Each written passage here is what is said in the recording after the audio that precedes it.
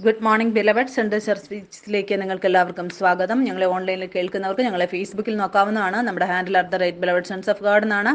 ഞങ്ങളെ യൂട്യൂബിൽ കേൾക്കുന്നവർക്ക് ഈ വീഡിയോയുടെ താഴെ ഒരു ലിങ്ക് ഉണ്ടാവും.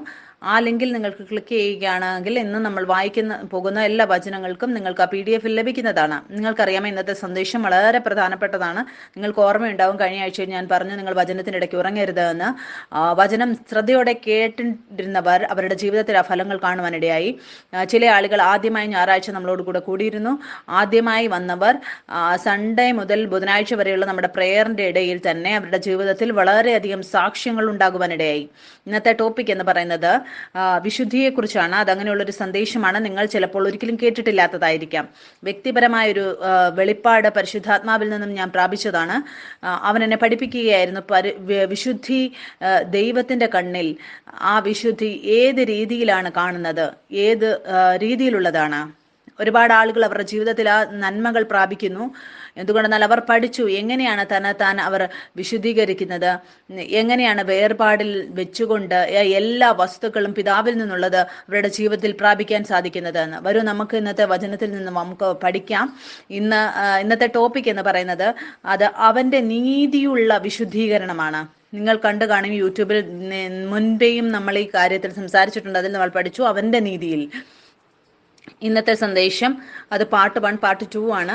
നമ്മൾ 2 ഞായറാഴ്ച ഇതിൽ പതിയെ ഈ കാര്യങ്ങൾ നമ്മൾ പഠിക്കും. എനിക്ക് വിശ്വാസമുണ്ട് പരിശുദ്ധാത്മാവ് നിങ്ങളെ ഈ സത്യങ്ങളിൽ ഉണർത്തും. നമ്മൾ നീതിയുടെ വിഷയത്തിൽ നമ്മൾ തുടങ്ങി. ഏത് വചനത്തിൽ നിന്നാണ്? മത്തായി 6:33 എഴുതിയിരിക്കുകയാണ്, മുമ്പ് അവൻ്റെ രാജ്യവും നീതിയും അന്വേഷിപ്പിൻ, അതോടുകൂടെ ഇതൊക്കെയും നിങ്ങൾക്ക് കിട്ടും.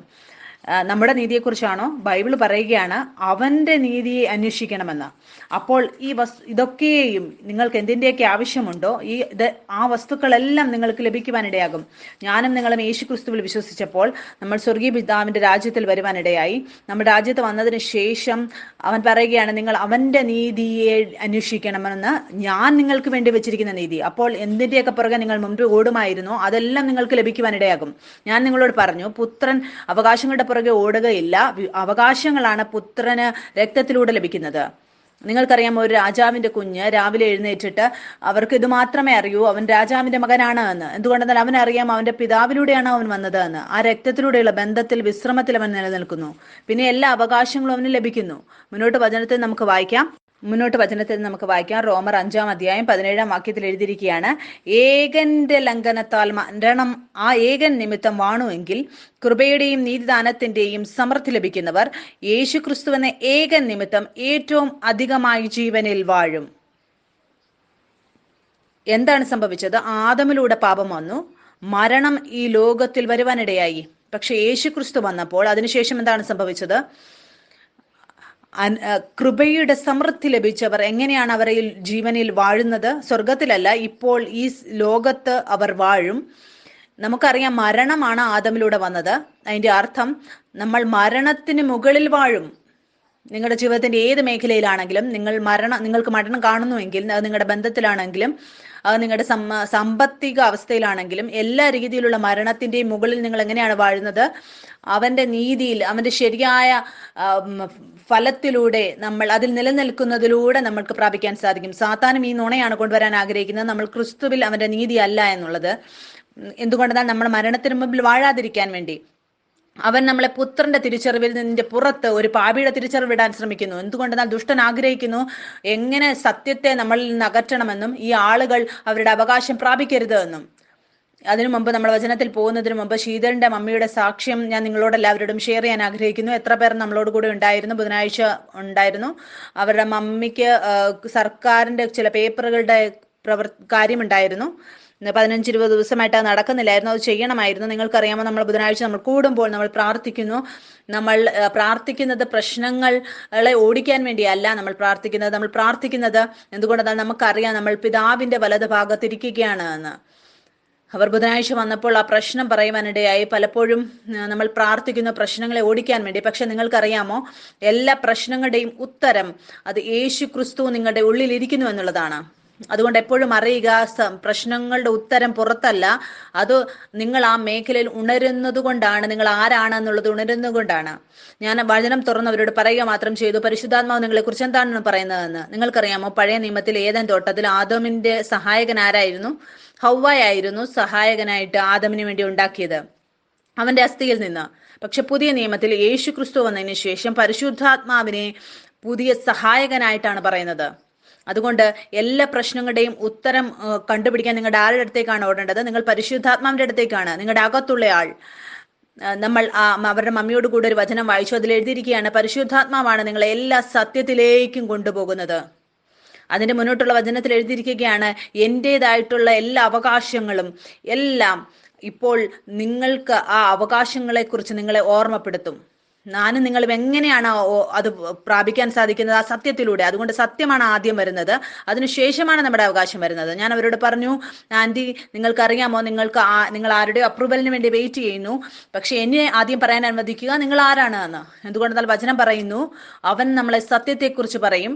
ആ അവകാശങ്ങൾ യേശുക്രിസ്തുവിൻ്റെതായിട്ടുള്ള എല്ലാ കാര്യങ്ങളും നമ്മളെ ഉണർത്തും. വചനത്തിൽ എഴുതിയിരിക്കുകയാണ്, നിങ്ങൾക്കറിയാമോ നിങ്ങൾ വാലല്ല തലയാണ്. അതിന്റെ അർത്ഥം എന്താണ്? ചിലപ്പോൾ അതൊരു ശബ്ദമായി മാത്രം നമ്മുടെ ഹൃദയത്തിൽ വീണിട്ടുണ്ടാവാം. വരൂ നമുക്ക് മനസ്സിലാക്കാം ഇതിന്റെ അർത്ഥം എന്താണ്. അവൻ നമ്മളെ തലയാക്കിയിരിക്കുന്നു എന്നുള്ളതിന്റെ. നമുക്ക് എഫെസ്യർക്ക് എഴുതിയ ലേഖനത്തെ നമുക്ക് വായിക്കാൻ സാധിക്കും, യേശുക്രിസ്തു എങ്ങനെയാണ് സഭയുടെ തലയായിരിക്കുന്നതെന്നും എല്ലാ വാഴ്ചകൾക്കും അധികാരങ്ങൾക്കും ഈ ലോകത്തിലുള്ളതിന്റെ എല്ലാറ്റിന്റെയും മുകളിൽ അവനെ തലയാക്കിയിരിക്കുകയാണ്. ഒരു സ്ഥലമുണ്ടാകാം, അത് മേടിച്ച ഒരാളുണ്ടാവാം, പക്ഷെ നിങ്ങൾ അതിന്റെ എല്ലാം മുകളിലാണ്. യേശുക്രിസ്തു നിങ്ങളുടെ ഉള്ളിൽ ഉണ്ടാക്കുന്ന എല്ലാ ആഗ്രഹങ്ങളും അത് മുഴുവൻ സൃഷ്ടികളും അറിയുന്നു. ആ ഇച്ഛ, ആ ആഗ്രഹം പൂർത്തീകരിക്കാൻ അത് നിങ്ങളോട് കൂടെ കൂടും. ഞാൻ അവരെ ഈ സത്യത്തിൽ ഉണർത്തി. എല്ലാ വാഴ്ചകൾക്കും അധികാരങ്ങൾക്കും എല്ലാ ശക്തികളുടെയും മുകളിൽ, എല്ലാ നാമങ്ങളുടെയും മുകളിൽ നൽകിയിരിക്കുന്ന നാമം, ആ നാമം നിങ്ങളുടെ ഉള്ളിൽ ജീവിക്കുന്നു. നിങ്ങൾക്കറിയാമോ, എല്ലാ രോഗങ്ങൾക്കും ഓരോ പേര് കൊടുത്തിട്ടുണ്ട്, അലകലക് പല പല പേരുകൾ. എല്ലാത്തിൻ്റെ മുകളിലുള്ള തല എന്നെയും നിങ്ങളെയും തലയാക്കിയാണ് വെച്ചിരിക്കുന്നത്. നിങ്ങൾ ഏതെങ്കിലും ഓഫീസിൽ പോയാൽ അവിടെ എഴുതിയിട്ടുണ്ടാവും ഹെഡ് ഓഫ് ദ ബിൽഡിംഗ് എന്ന്. നിങ്ങൾ അവരുടെ അടുത്ത് എന്തെങ്കിലും ജോലിയുമായിട്ട് പോയാൽ അവർ നിങ്ങളോട് നോ പറയുകയാണെങ്കിൽ നിങ്ങൾ അതിൻ്റെ അതേ കതകിൻ്റെ തൊട്ടടുത്തൊരു എഴുതിയിട്ടുണ്ടാവും ഹെഡ് ഓഫ് ദ ഹെഡ്സ് എന്ന്. അവർ നിങ്ങൾക്ക് വേണ്ടിയിട്ട് ഓക്കെ പറഞ്ഞാൽ, ആ മറ്റുള്ളവർ പറഞ്ഞ നോ, താഴെയുള്ളവർ പറഞ്ഞത് അതിന് എന്തെങ്കിലും വാല്യൂ ഉണ്ടോ? ഹൈക്കോർട്ട്, സുപ്രീം കോർട്ട് അതെന്തിനാണ് ഉണ്ടാക്കിയിരിക്കുന്നത്? മുകളിൽ നിന്ന് ഒരു പ്രാവശ്യം എസ് പറഞ്ഞു കഴിഞ്ഞാൽ അതിൻ്റെ താഴെയുള്ളവർ പറഞ്ഞ നോകളെല്ലാം അതെല്ലാം ക്യാൻസൽ ആകുവാനിടയാകും. ഞാൻ അവരെ ഈ സത്യത്തിൽ ഉണർത്തി. ഞാൻ അവരോട് ഒരു ചോദ്യം ചോദിച്ചു, ആന്റി നിങ്ങൾ ഇത് പൂർത്തീകരിക്കുന്നതായിട്ട് കാണുന്നോ? ഞാൻ കാണുന്നു എന്ന് പറഞ്ഞു. ഞാൻ പറഞ്ഞു, നിങ്ങളാണ് തല. ഈ ആപ്ലിക്കേഷൻ അതിന് നിങ്ങളുടെ അപ്രൂവലാണ് വേണ്ടത്, അവരുടേതല്ല. കാണുന്ന മേഖലയിൽ ഉണ്ടാവാം, പക്ഷെ വചനത്തിൽ എഴുതിയിരിക്കുകയാണ്, യെശയ്യാവിൽ നമുക്ക് വായിക്കാൻ സാധിക്കും, യേശുക്രിസ്തു ഈ ലോകത്തിൽ വന്നു, ഒരു രാജ്യം അവന്റെ തോളിൽ ഏൽപ്പിച്ചിരുന്നു. ഞാനും നിങ്ങളും ആ രാജ്യത്ത് വീണ്ടും ജന്മം പ്രാപിച്ചിരിക്കുന്നു. ഈ ലോകത്ത് നമ്മൾ രണ്ട് മേഖലയിൽ ജീവിക്കുകയാണ്. യേശുക്രിസ്തു ഈ ലോകത്തായിരുന്നപ്പോൾ അവൻ വെള്ളത്തിന് മുകളിൽ സഞ്ചരിച്ചു. അവൻ ലോകത്തിലായിരുന്നു, പക്ഷെ ലോകത്തിന്റെ നിയമങ്ങൾ അവന്റെ മുകളിൽ പ്രവർത്തിച്ചിരുന്നില്ല. എന്തുകൊണ്ടെന്നാൽ അവൻ ഒരു സ്വർഗീയ രാജ്യത്ത് നിന്ന്, മുകളിലുള്ള ഒരു രാജ്യത്ത് നിന്നാണ് വന്നത്. അതുകൊണ്ട് ഈ ലോകത്തിലുള്ള ആളുകളെ അവനെ ശുശ്രൂഷിക്കുവാനിടയായി. ഞാൻ ഉത്സാഹിപ്പിച്ചു, ആന്റിയുടെ അപ്രൂവൽ ചെയ്യുകയാണെങ്കിൽ ആ കാര്യം നടക്കുമെന്ന്. ആന്റി പറഞ്ഞു, ഞാൻ അപ്രൂവൽ ചെയ്യുന്നുവെന്ന്. 15 ദിവസം കൊണ്ട് നടക്കാഞ്ഞത് ആ കാര്യം ഒറ്റ ദിവസം കൊണ്ട് നടന്നു. നിങ്ങൾക്കറിയാമോ, നമുക്ക് പ്രാർത്ഥിക്കാൻ സാധിക്കുമായിരുന്നു അവർക്ക് വേണ്ടി, പക്ഷെ ഞാൻ അവരെ ആ സത്യം കാണിക്കുവാനിടയായി. വചനത്തിൽ എഴുതിയിരിക്കുന്നത് പോലെ എത്രയധികം നിങ്ങൾ ഉണരുന്നുവോ നിങ്ങളുടെ ആത്മീയ രൂപത്തിൽ, നിങ്ങൾക്ക് ആ പ്രവർത്തികൾ പൂർത്തീകരിക്കുന്ന നിങ്ങൾക്ക് കാണാൻ സാധിക്കും. ബിലവഡിൽ വരുന്നവരോടെല്ലാം ഞാൻ പറയുന്നത് ഇതാണ്, നിങ്ങൾ വരിക, വന്ന വചനം കേൾക്കുക. എത്രയധികം നമ്മൾ വചനം കേൾക്കുന്നുവോ നമ്മുടെ ഹൃദയത്തിന്റെ കണ്ണുകൾ, ആത്മീയ കണ്ണുകൾ അത് തുറക്കുവാനിടയാകും. ആ സത്യത്തിൽ ഉണരുന്നതിലൂടെ നമ്മൾ ഈ ചിന്തയിൽ ഉണരുകയാണ്. നമ്മുടെ യഥാർത്ഥ തിരിച്ചറിവ്, ആത്മീയ തിരിച്ചറിവ് അതെന്താണ് എന്ന് നിങ്ങൾക്കറിയാമോ? മലയിൽ യേശുവിന്റെ രൂപാന്തരം നടന്നപ്പോൾ ബൈബിളിൽ എഴുതിയിരിക്കുകയാണ്, നമ്മളും അതുപോലെ നമ്മുടെ രൂപാന്തരം സത്യത്തിലൂടെ നടക്കുകയാണ്. നമ്മൾ ഈ അറിവിൽ ഉണരുന്നതിലൂടെ ഈ നീതി യേശുക്രിസ്തുവിലുള്ളത് അത് എല്ലാ കാര്യങ്ങളും അവന് ലഭിക്കുവാനിടയായും എന്തിനൊക്കെ പുറകെ ഓടുമായിരുന്നു. ഈ സത്യം വിതച്ചത് നിങ്ങൾ തലയാണ് എന്നുള്ളതിൽ ഉണർത്തുക മാത്രമാണ് ചെയ്തത്. നമ്മൾ സ്വർഗീയ പിതാവിന്റെ ശരിയായ അവസ്ഥയിലാണ്. അതിന് മുമ്പിൽ ഞാൻ അവരെ ഉണർത്തുക മാത്രം ചെയ്തു. സ്വർഗീയ പിതാവുമായിട്ടുള്ള ശരിയായ അവസ്ഥയിലാണ് നമ്മളെന്ന് അതിനുശേഷം അവർക്ക് വേണ്ടിയിരുന്ന എല്ലാ അപ്രൂവലുകളും ലഭിക്കുവാനിടയായി. ഇതാണ് പുത്രത്വത്തിന്റെ ലാളിത്യം എന്ന് പറയുന്നത്. ഇത് ദൈവത്തിന്റെ പ്രശ്നമല്ല, നമ്മൾക്ക് എന്തെങ്കിലും ശരിയാക്കാൻ പോകേണ്ട ആവശ്യം ഉണ്ട് എന്നുള്ളത്. ക്രിസ്തുവിലെല്ലാം വ്യത്യസ്തമാണ്. ക്രിസ്തുവിലെല്ലാം പൂർത്തീകരിക്കപ്പെട്ടിരിക്കുന്നു. നമ്മൾ ആ സത്യത്തിൽ ഉണരുക മാത്രം ചെയ്യുന്ന നമ്മുടെ അവകാശങ്ങളിൽ. വ്യക്തിപരമായി ഞാൻ വളരെ ഉത്സാഹിക്കപ്പെട്ടു ഈ സാക്ഷ്യം കേട്ടപ്പോൾ. ഞാൻ ആഗ്രഹിച്ചു നിങ്ങളോട് എല്ലാവരോടും കൂടെ ഈ സാക്ഷ്യം ഷെയർ ചെയ്യണമെന്ന്. എല്ലാ പുത്രന്മാരും ഉണരുക, എനിക്കും നിങ്ങൾക്കുമുള്ള അധികാരവും ശക്തിയും എത്ര അത്ഭുതകരമാണ് എന്ന്. മുന്നോട്ട് നമുക്ക് വായിക്കാം. 2 കൊരിന്ത്യർ അതിന്റെ 5-ാം അധ്യായം 17-ാം വാക്യം. അവിടെ എഴുതിയിരിക്കുകയാണ്, ഒരുത്തൻ ക്രിസ്തുവിലായാൽ, ഞാനും നിങ്ങളും ഇപ്പോൾ ക്രിസ്തുവിലാണോ? നമ്മൾ ആണ് എങ്കിൽ വചനം പറയുകയാണ്, ഒരുത്തൻ ക്രിസ്തുവിലായാൽ അവൻ പുതിയ സൃഷ്ടിയാകുന്നു.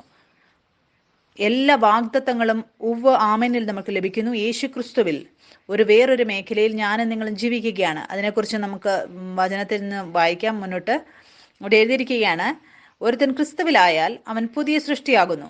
പഴയത് കഴിഞ്ഞുപോയി, ഇതാ അത് പുതിയതായി തീർന്നിരിക്കുന്നു. അതിനൊക്കെയും ദൈവം തന്നെ കാരണഭൂതൻ. അവൻ നമ്മെ ക്രിസ്തു മൂലം തന്നോട് നിരപ്പിച്ചു. നിരപ്പിന്റെ ശുശ്രൂഷ ഞങ്ങൾക്ക് തന്നിരിക്കുന്നു. ദൈവം ലോകത്തിന് ലംഘനങ്ങളെ കണക്കിടാതെ ലോകത്തെ ക്രിസ്തുവിൽ തന്നോട് നിരപ്പിച്ചു പോന്നു. ഈ നിരപ്പിന്റെ വചനം ഞങ്ങളുടെ പക്കൽ ഭരമേൽപ്പിച്ചിരിക്കുന്നു. ആകയാൽ ഞങ്ങൾ ക്രിസ്തുവിന് വേണ്ടി സ്ഥാനാപതികളായി ദൈവത്തോട് നിരന്നു കൊള്ളുവിൻ എന്ന് ക്രിസ്തുവിന് പകരം അപേക്ഷിക്കുന്നു. അത് ദൈവം ഞങ്ങൾ മുഖാന്തരം പ്രബോധിപ്പിക്കുന്നത് പോലെയാകുന്നു. 21-ാം വാക്യത്തിൽ എഴുതിയിരിക്കുകയാണ്, പാപം അറിയാത്തവനെ നാം അവനിൽ ദൈവത്തിന്റെ നീതിയാകേണ്ടതിന് അവൻ നമുക്ക് വേണ്ടി പാപമാക്കി. ഈ വചനം ഒന്നുകൂടെ നമുക്ക് വായിക്കാം. ഇവിടെ എഴുതിയിരിക്കുകയാണ്, പാപം അറിയാത്തവനെ നാം അവനിൽ ദൈവത്തിന്റെ നീതിയാകേണ്ടതിന് അവൻ നമുക്ക് വേണ്ടി പാപമാക്കി. ഒരു കൈമാറ്റം നമുക്കിവിടെ കാണാൻ സാധിക്കും. യേശു ക്രിസ്തു എന്റെയും നിങ്ങളുടെയും പാപങ്ങളെ എടുത്തു. വചനത്തിൽ എഴുതിയിരിക്കുകയാണ്, അവൻ സ്വയം പാപമായി തീരുകയാണ്. എന്തുകൊണ്ടെന്നാൽ യേശു ക്രിസ്തുവിന്റെ ശരിയായ ആത്മാവിനെ, ആ നീതിയുടെ ആത്മാവിനെ, അതിൽ ഞാൻ നിലനിൽക്കേണ്ടതിന് യേശു ക്രിസ്തുവിൽ ഞാൻ, എന്റെയും നിങ്ങളുടെയും ശരിയായ അവസ്ഥ സ്വർഗീയ പിതാവിന്റെ മുമ്പിൽ എന്താണ്? അത് നമ്മളിലൂടെ ഉള്ളതല്ല, പക്ഷെ നമ്മൾ യേശു ക്രിസ്തുവിലൂടെയാണ് നമുക്കത് പ്രാപിക്കാൻ സാധിക്കുന്നത്. നീതിയെക്കുറിച്ച് നമ്മൾ, ശരിയായ അവസ്ഥയെക്കുറിച്ച് നമ്മൾ സംസാരിച്ചു. മുന്നോട്ട് നമുക്ക് പഠിക്കാം വിശുദ്ധിയെക്കുറിച്ച്. വിശുദ്ധി എന്നുള്ളതിന്റെ അർത്ഥം എന്താണ്? അത് ഒരു വേർപാടാണ്. യേശു ക്രിസ്തു അറിഞ്ഞിരുന്നു അവൻ ഈ ലോകത്തിലാണ് എങ്കിലും അവൻ ഈ ലോകത്തിലുള്ളവനല്ല എന്ന്. എല്ലാ സമയത്തും എല്ലാ സാഹചര്യങ്ങളിലും അവനെ തന്നെ വിശുദ്ധനാക്കി വെച്ചു. അവന്റെ വിശുദ്ധി എങ്ങനെയായിരുന്നു? പക്ഷേ അവൻ എല്ലാവർക്കും വേണ്ടി ഉപകാരപ്പെട്ടുകൊണ്ടിരുന്നു. യേശു ക്രിസ്തു ലോകത്തായിരുന്നപ്പോൾ അവൻ പാപികളോടുകൂടെ ഇരിക്കുകയും കിടക്കുകയും ചെയ്തു. യേശു ക്രിസ്തുവിന്റെ വിശുദ്ധിയാണ് അവനെ തൊട്ടത്. അതിന്റെ എതിരായിട്ടുള്ളത് സത്യമല്ലായിരുന്നു. ഇതേ സത്യമാണ് എനിക്ക് നിങ്ങൾക്ക് വേണ്ടി പ്രവർത്തിക്കുന്നത്.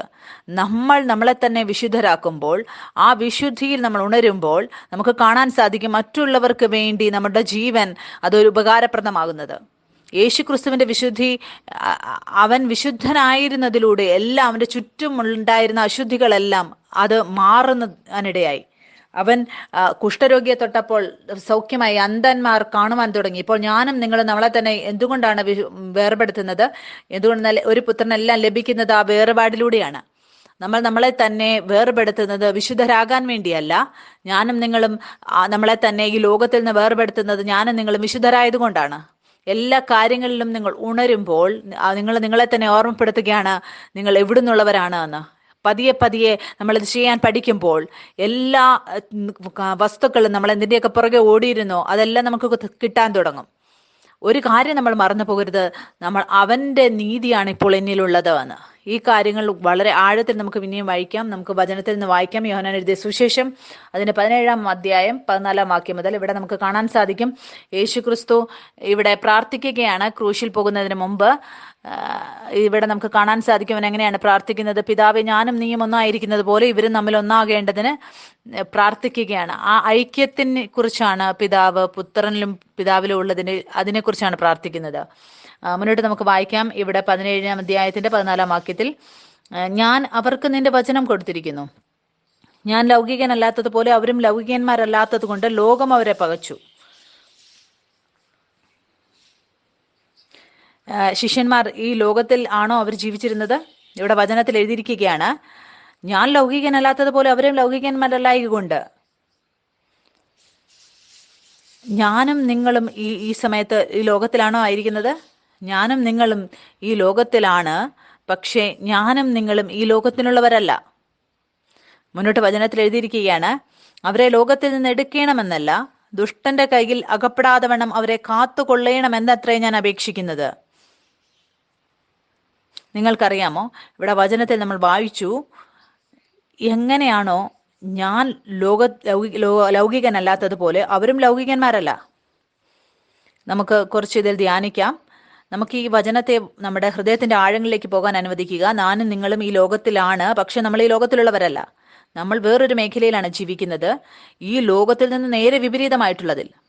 ആ മേഖലയിൽ യേശു ക്രിസ്തുവിലാണ്. അതുകൊണ്ടാണ് വചനത്തിൽ എഴുതിയിരിക്കുന്നത്, നമ്മുടെ മുഴുവൻ ജീവിതവും ക്രിസ്തുവിൽ മറഞ്ഞിരിക്കുന്നുവെന്ന്. എൻ്റെയും നിങ്ങളുടെയും പ്രവൃത്തി ഇതാണ്. നമ്മൾ മറന്നു പോകരുത് നമ്മൾ എവിടുന്നാണെന്നും എല്ലാ കാര്യങ്ങളിലും നമ്മൾ നമ്മളെ തന്നെ ഈ ലോകത്തിന്റെ കാര്യങ്ങളിൽ നിന്നും വേർപെടുത്തുക. നമ്മൾ ഓർത്തിരിക്കുക നമ്മൾ സ്വർഗജാതിയാണെന്ന്. ഇതിലാണ് യഥാർത്ഥ വിശുദ്ധി. ഇതിനെക്കുറിച്ച് നമ്മൾക്ക് കൂടുതൽ ആഴത്തിൽ പഠിക്കാം.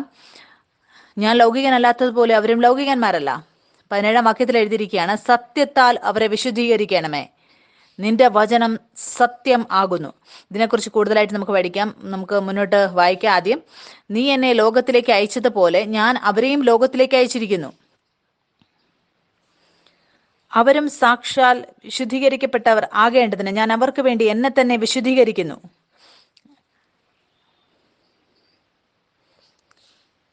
യേശു ക്രിസ്തുവും ഞാനും ഒരേപോലെയാണ് വിശുദ്ധിയിൽ ആയിരിക്കുന്നത്. യേശു വെള്ളത്തെ വീഞ്ഞാക്കി. യേശു രോഗികളുടെ മേൽ കൈവച്ചു, രോഗം അവരെ വിട്ടുപോകാനിടയായി. അവൻ മരണത്തെ തൊട്ടു അവൻ ജീവിക്കുവാനിടയായി. അവൻ എങ്ങനെയാണ് ഈ പ്രവൃത്തികൾ ചെയ്തത്? വചനത്തിൽ എഴുതിയിരിക്കുകയാണ്, ഞാൻ എന്നെ തന്നെ വിശുദ്ധീകരിച്ചു സത്യത്തിലൂടെ. അതിനെക്കുറിച്ച് നമുക്ക് വീണ്ടും പഠിക്കാം. നിങ്ങൾക്കറിയാമോ, വിശുദ്ധി എന്ന വാക്കിന്റെ അർത്ഥം വാക്ക് എന്ന് പറയുന്നത് ഹഗ്യാസോ എന്നാണ്. അതിന്റെ അർത്ഥം അപവിത്രമായിട്ടുള്ളതിൽ നിന്നും വേർപെടുക, ദൈവത്തിന്, സ്വർഗീയ പിതാവിന് സമർപ്പിക്കപ്പെടുക. അതിന്റെ അർത്ഥം ഇതാണ്, ആരെയെങ്കിലും വിശിഷ്ടരായി കാണുക. മൂന്നാമത്തെ അതിന്റെ അർത്ഥം ഇതാണ്, വിശുദ്ധം, വേർപെടുത്തുക, വിശുദ്ധീകരിക്കപ്പെടുക. ഇത് ഞാൻ വീണ്ടും വായിക്കാം.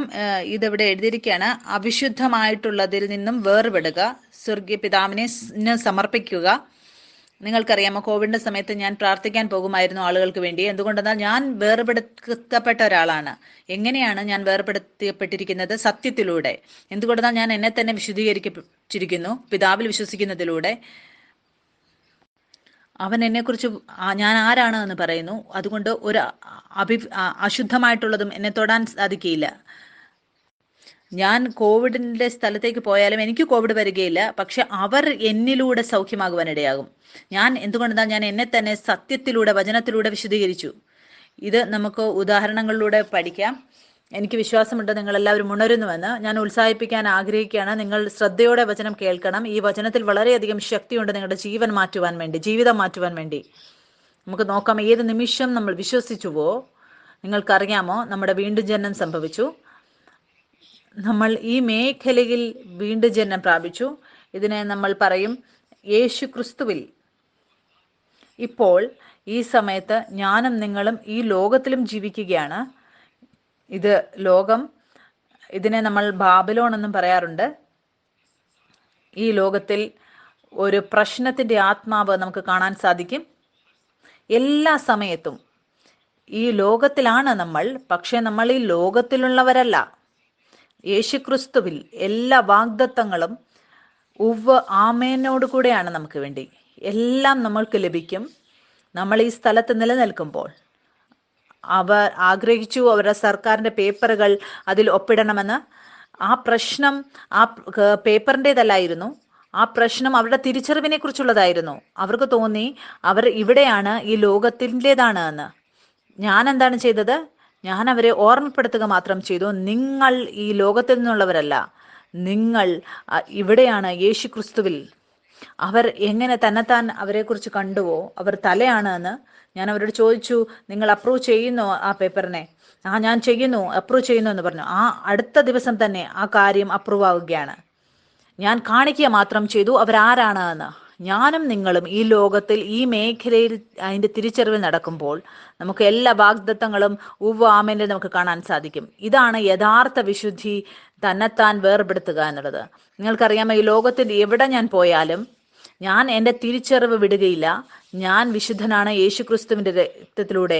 ആ പ്രശ്നം എപ്പോഴാണ് വരുന്നത്? ഞാൻ മറന്നു പോകുമ്പോൾ, ഞാൻ ആരിൽ നിന്നാണെന്നും ആരിലാണെന്നും മറന്നു പോകുമ്പോഴാണ്. അതുകൊണ്ട് ഇത് വളരെ ആവശ്യമാണ്. ഞാൻ ഈ ലോകത്തിലാണ്, ഇത് അറിയേണ്ടത് വളരെ ആവശ്യമാണ്. ഞാൻ ഈ ലോകത്തിലാണ്, പക്ഷെ ഞാൻ ലോകത്തിനുള്ളവനല്ല. ഞാൻ യേശു ക്രിസ്തുവിലാണ് എൻ്റെ ജീവിതം. ഞാനും നിങ്ങളും നമ്മളെ തന്നെ വേർപെടുത്തുന്നത് വിശുദ്ധരാകാൻ വേണ്ടിയല്ല.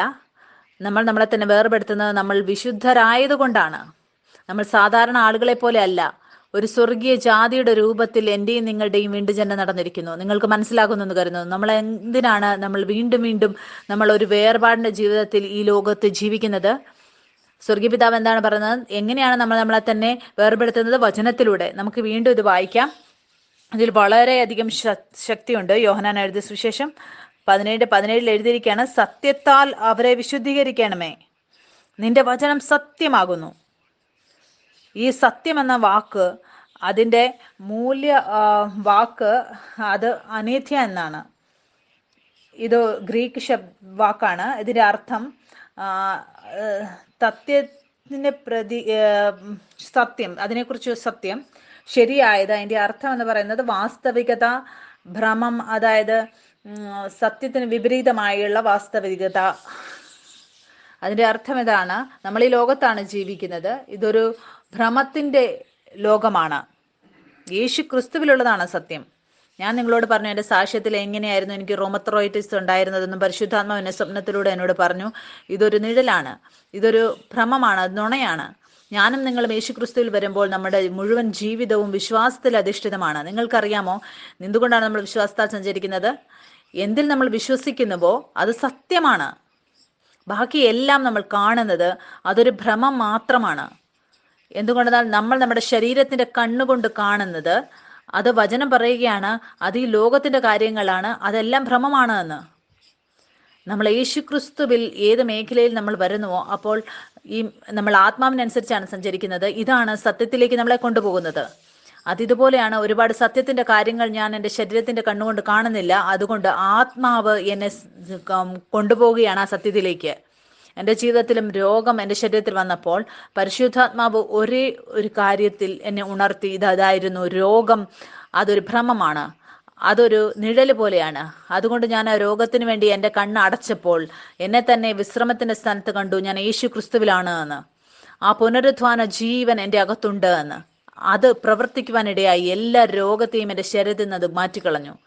അതുകൊണ്ട് ആദമിന്റെ ശരീരത്തിന്റെ കണ്ണ് തുറന്നപ്പോൾ ഈ ലോകത്തിന്റെ മേഖലയിൽ അവൻ ഉണരുവാനിടയായി.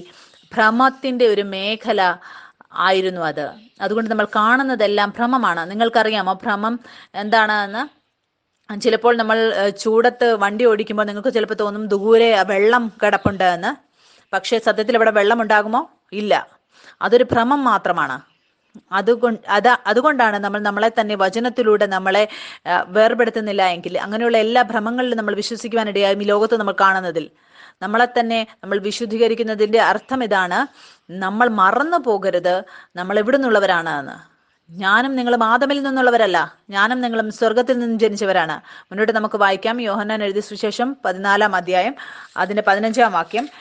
ഇവിടെ എഴുതിയിരിക്കുകയാണ്, നിങ്ങൾ എന്നെ സ്നേഹിക്കുന്നുവെങ്കിൽ എൻ്റെ കൽപ്പനകളെ കാത്തുകൊള്ളും. ഈ കൽപ്പന ന്യായപ്രമാണത്തെക്കുറിച്ചോ നിയമത്തെക്കുറിച്ചോ അല്ല പറഞ്ഞിരിക്കുന്നത്. മുന്നോട്ട് എഴുതിയിരിക്കുകയാണ്, എന്നാൽ ഞാൻ പിതാവിനോട് ചോദിക്കും, അവൻ സത്യത്തിന്റെ ആത്മാവെന്ന് മറ്റൊരു കാര്യസ്ഥനെ എന്നേക്കും നിങ്ങളോടുകൂടി ഇരിക്കേണ്ടതിന് നിങ്ങൾക്ക് തരും. ലോകം അവനെ കാണുകയോ അറിയുകയോ ചെയ്യുകയാൽ അതിന് അവനെ ലഭിപ്പാൻ കഴിയുകയില്ല. നിങ്ങളോ അവൻ നിങ്ങളോട് കൂടെ വസിക്കുകയും നിങ്ങളിലിരിക്കുകയും ചെയ്യുന്നത് കൊണ്ട് അവനെ അറിയുന്നു. ഞാൻ നിങ്ങളെ അനാഥരായി വിടുകയില്ല, ഞാൻ നിങ്ങളുടെ അടുക്കൽ വരുന്നു. അനാഥത്വത്തിന്റെ വിപരീതമായ ശബ്ദം അറിയാമോ നിങ്ങൾക്ക്? പിതൃത്വത്തിൽ. ആരാണ് ഇപ്പോൾ നമ്മുടെ ഉള്ളിൽ വസിക്കുന്നത്? പരിശുദ്ധാത്മാവാണ്. എനിക്ക് ഓർമ്മയുണ്ട്, കഴിഞ്ഞ ആഴ്ചയിൽ ഒരാൾ എനിക്ക് മെസ്സേജ് അയച്ചു കുറച്ച് കാര്യങ്ങൾ അറിയാൻ. ഞാൻ അവരോട് പറഞ്ഞു, നമ്മൾ തീർച്ചയായും ഈ കാര്യം നമ്മൾ ബൈബിൾ സ്റ്റഡിയിൽ പഠിക്കും. പക്ഷെ ഞാൻ ആഗ്രഹിക്കുന്നു നിങ്ങൾ എപ്പോഴും നിങ്ങളുടെ ജീവിതത്തിൽ പ്രശ്നങ്ങൾ വരുമ്പോൾ ഏറ്റവും ആദ്യം നിങ്ങൾ പിതാവിൻ്റെ അടുത്തേക്ക് പോകുക. ഞാൻ എന്നെ തന്നെ പുറകോട്ട് മാറ്റിയപ്പോൾ എനിക്കറിയാമായിരുന്നു പരിശുദ്ധാത്മാവ് അവരോട് സംസാരിക്കുമെന്നും അവരോട് വ്യക്തിപരമായിട്ടുള്ള അവരുടെ ബന്ധം പരിശുദ്ധാത്മാവുമായിട്ടുള്ളത് അത് ദൃഢമാകുമെന്നും. അതുകൊണ്ട് അവർ ബൈബിൾ സ്റ്റഡിയിൽ വരുന്നതിന് മുമ്പേ അവർക്ക് എല്ലാ ചോദ്യങ്ങൾക്കുമുള്ള ഉത്തരം അവരുടെ അടുത്തുണ്ടായിരുന്നു. എനിക്കും നിങ്ങൾക്കും ചെയ്യേണ്ടത് ഇതാണ്: ആളുകളെ എപ്പോഴും പിതാവിൻ്റെ അടുത്തേക്ക് പോകാൻ ഉത്സാഹിപ്പിക്കുക. മുന്നോട്ട് വചനത്തിൽ നമുക്ക് വായിക്കാം. 19 വാക്യത്തിൽ, ഞാൻ നിങ്ങളുടെ അടുക്കൽ വരും, കുറഞ്ഞൊന്നു കഴിഞ്ഞാൽ ലോകം എന്നെ കാണുകയില്ല, നിങ്ങളോ എന്നെ കാണും. ഞാൻ ജീവിക്കുന്നത് കൊണ്ട് നിങ്ങളും ജീവിക്കും. ഞാൻ എൻ്റെ പിതാവിലും നിങ്ങൾ എന്നിലും. ഇവിടെ എഴുതിയിരിക്കുകയാണ്, കുറഞ്ഞൊന്നു കഴിഞ്ഞാൽ ലോകം എന്നെ കാണുകയില്ല, നിങ്ങളോ എന്നെ കാണും. നിങ്ങൾക്കറിയാമോ, ലോകം ഇപ്പോൾ യേശുവിനെ കാണുന്നില്ല. പക്ഷെ ഞാനും നിങ്ങളും ആത്മാവിനാൽ സഞ്ചരിക്കുന്നവർ, നമ്മൾ അവനെ കാണുന്നു. എനിക്ക് വളരെ സന്തോഷമാണ്, പരിശുദ്ധാത്മാവിനെ കാണിച്ചു.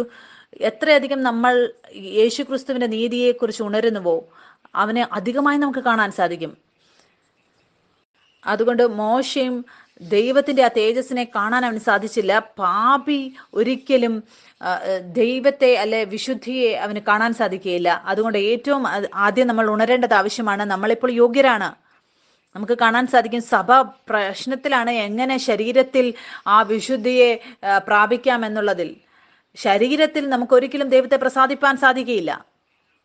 എന്റെയും നിങ്ങളുടെയും ശാരീരിക ജീവൻ, ശരീരം, അത് ക്രൂശിക്കപ്പെട്ടിരിക്കുന്നു ഇപ്പോൾ യേശു ക്രിസ്തുവിനോട് കൂടെ. എത്രയധികം നമ്മൾ ഉണരുന്നുവോ അവന്റെ വിശുദ്ധിയാണ് ഇപ്പോൾ എന്നിലുള്ളത്, അധികമായി നമുക്ക് അവനെ കാണാൻ സാധിക്കും. മുന്നോട്ട് എഴുതിയിരിക്കുകയാണ് 20 വാക്യത്തില്, ഞാൻ എൻ്റെ പിതാവിലും നിങ്ങൾ എന്നിലും ഞാൻ നിങ്ങളിലുമെന്ന് നിങ്ങൾ അന്നറിയും. എൻ്റെ കൽപ്പനകൾ ലഭിച്ച് പ്രമാണിക്കുന്നവൻ എന്നെ സ്നേഹിക്കുന്നവൻ ആകുന്നു. എന്നെ സ്നേഹിക്കുന്നവനെ എൻ്റെ പിതാവ് സ്നേഹിക്കുന്നു. ഞാനും അവനെ സ്നേഹിച്ച് അവനെ എന്നെ തന്നെ വെളിപ്പെടുത്തും. ഇവിടെ എന്താണ് എഴുതിയിരിക്കുന്നത്? വെളിപ്പെടുത്തുന്നതിന് മുമ്പ് എൻ്റെ കൽപ്പനകൾ ലഭിച്ച് പ്രമാണിക്കുന്നവൻ. ഏറ്റവും ആദ്യം അവൻ്റെ വചനമാണ്. ദൈവം എല്ലാം അവന്റെ വചനത്തിലൂടെയാണ് ചെയ്യുന്നത്. അവൻ ആഗ്രഹിക്കുന്നു നമ്മൾ അവന്റെ വചനത്തിൽ വിശ്വസിക്കണമെന്ന്. മുന്നോട്ട് എഴുതിയിരിക്കുകയാണ് 22 വാക്യത്തിൽ, ഇസ്കരിയോത്താവല്ലാത്ത യൂദ അവനോട്, കർത്താവെ, എന്ത് സംഭവിച്ചിട്ടാകുന്നു? ഈ ലോകത്തിനല്ല ഞങ്ങൾക്കത്ര നിന്നെ വെളിപ്പെടുത്താൻ പോകുന്നത് എന്ന് ചോദിച്ചു. യേശു അവനോട്, എന്നെ സ്നേഹിക്കുന്നവൻ, ഇത് ശ്രദ്ധയോടെ നിങ്ങൾ കേൾക്കണം, എന്നെ സ്നേഹിക്കുന്നവൻ എൻ്റെ വചനം പ്രമാണിക്കും. എത്ര പേരുണ്ട് പ്രാർത്ഥിക്കുന്നവർ, ദൈവമേ ഞാൻ നിന്നെ കാണാൻ ആഗ്രഹിക്കുന്നുവെന്ന്? ഇവിടെ വചനം പറയുകയാണ്, എന്നെ സ്നേഹിക്കുന്നവൻ എൻ്റെ വചനം പ്രമാണിക്കും. അതിൻ്റെ അർത്ഥം നമ്മൾ സ്വർഗീയ പിതാവ് ഞങ്ങൾ അങ്ങ് സ്നേഹിക്കുന്നു എന്ന് പറയാൻ സാധിക്കും. പക്ഷേ സ്വർഗീയ പിതാവ് ആഗ്രഹിക്കുകയാണ് നമ്മൾ അത് പ്രകടിപ്പിക്കേണ്ടത് അവൻ്റെ വചനം പ്രമാണിച്ചുകൊണ്ടായിരിക്കണം. ഒരുപാട് പേർ എനിക്ക് മെസ്സേജ് അയക്കാറുണ്ട്, ഞാൻ ദൈവവുമായി സംസാരിച്ചു, ഞാൻ അവർക്ക് വേണ്ടി വളരെ സന്തോഷിക്കുന്നു. ഞാൻ അവരോട് പക്ഷേ ഒരു ചോദ്യം ചോദിക്കും, നിങ്ങൾ അവൻ്റെ കാര്യങ്ങൾ കേൾക്കുന്നുണ്ടോ? നിങ്ങൾക്ക് സ്വർഗീയ പിതാവിന്റെ ശബ്ദം കേൾപ്പാൻ ആഗ്രഹിക്കുന്നുവെങ്കിൽ നിങ്ങൾ വചനം തുറക്കുക. നമ്മൾ സ്വർഗീയ പിതാവിന്റെ അടുത്ത് പലപ്പോഴും പോയി ഒരുപാട് പ്രശ്നങ്ങളുമായി ചെല്ലാറുണ്ട്. നമ്മൾ അതിൽ പറഞ്ഞുകൊണ്ടേയിരിക്കും. പക്ഷേ നമ്മൾ സ്വർഗീയ പിതാവിന്റെ ശബ്ദം കേൾക്കുന്നുണ്ടോ? മുന്നോട്ട് എഴുതിയിരിക്കുകയാണ്, എന്നെ സ്നേഹിക്കുന്നവനൊരു വചനം പ്രമാണിക്കും, എൻ്റെ പിതാവ് അവനെ സ്നേഹിക്കും, ഞങ്ങൾ അവന്റെ അടുക്കൽ വന്ന് അവനോടുകൂടെ വാസം ചെയ്യും. എന്നെ സ്നേഹിക്കാത്തവൻ എൻ്റെ വചനം പ്രമാണിക്കുന്നില്ല. നിങ്ങൾ കേൾക്കുന്ന വചനം എൻ്റേതല്ല, എന്നെ അയച്ച പിതാവിൻ്റേത് അത്രേ എന്ന് ഉത്തരം പറഞ്ഞു. ഇന്ന് ഒരു വചനം, ഒരു ശബ്ദം പിതാവ് പറയുകയാണ്, നീ എൻ്റെ പ്രിയപുത്രനാണ്. എത്രയധികം നമ്മൾ ഈ വചനത്തിൽ വിശ്വസിക്കുന്നുവോ, നമ്മളെ തന്നെ വിശുദ്ധിയിൽ നമ്മൾ സഞ്ചരിക്കുന്നതായി കാണാൻ നമുക്ക് സാധിക്കുന്നുവോ, അത്രയധികം നമ്മൾ അവൻ്റെ നന്മകളെ എല്ലാം, നിങ്ങൾ നേരത്തെ ഓടിക്കൊണ്ടിരുന്ന എന്തിൻ്റെയൊക്കെ പുറകെ ഓടിരുന്നോ അതെല്ലാം നിങ്ങളോട് കൂടെ വരുന്ന കാണാൻ സാധിക്കും, നിങ്ങൾ ഉണരുമ്പോൾ അവൻ്റെ നീതിയിൽ. മുന്നോട്ട് നമുക്ക് വായിക്കാം. 1 യോഹന്നാൻ 2 അധ്യായം 15 വാക്യം. ഇവിടെ എഴുതിയിരിക്കുകയാണ്, ലോകത്തെയും ലോകത്തിലുള്ളതിനെയും സ്നേഹിക്കരുത്. ഒരുവൻ ലോകത്തെ സ്നേഹിക്കുന്നുവെങ്കിൽ അവനിൽ പിതാവിന്റെ സ്നേഹമില്ല. ഇവിടെ എഴുതിയിരിക്കുകയാണ്, ഒരുവൻ ലോകത്തെ സ്നേഹിക്കുന്നുവെങ്കിൽ അവനിൽ പിതാവിന്റെ സ്നേഹമില്ല. നിങ്ങൾക്കറിയാമോ, ചിലപ്പോൾ ലോകത്തിൽ അങ്ങനെയുള്ള ആരെങ്കിലും ഉണ്ടാവാം, അവർ ലോകത്തിൽ മുഴുകിയിരിക്കുന്നു, ലോകത്തിൻ്റെ മോഹങ്ങളിൽ, ഈ ലോകത്തിൻ്റെ അങ്ങനെയുള്ള മായയിൽ മറഞ്ഞിരിക്കുന്നു. അങ്ങനെയല്ല, അവൻ ദൈവത്തെ സ്നേഹിക്കുന്നില്ല എന്നല്ല, പക്ഷെ ആ പിതാവിൻ്റെ സ്നേഹം അവൻ്റെ ഹൃദയത്തിൽ വേരൂന്നിയിട്ടില്ല. ഈ വചനത്തിൽ എഴുതിയിരിക്കുകയാണ്, ഒരുവൻ ലോകത്തെ സ്നേഹിക്കുന്നുവെങ്കിൽ അവനിൽ പിതാവിൻ്റെ സ്നേഹമില്ല.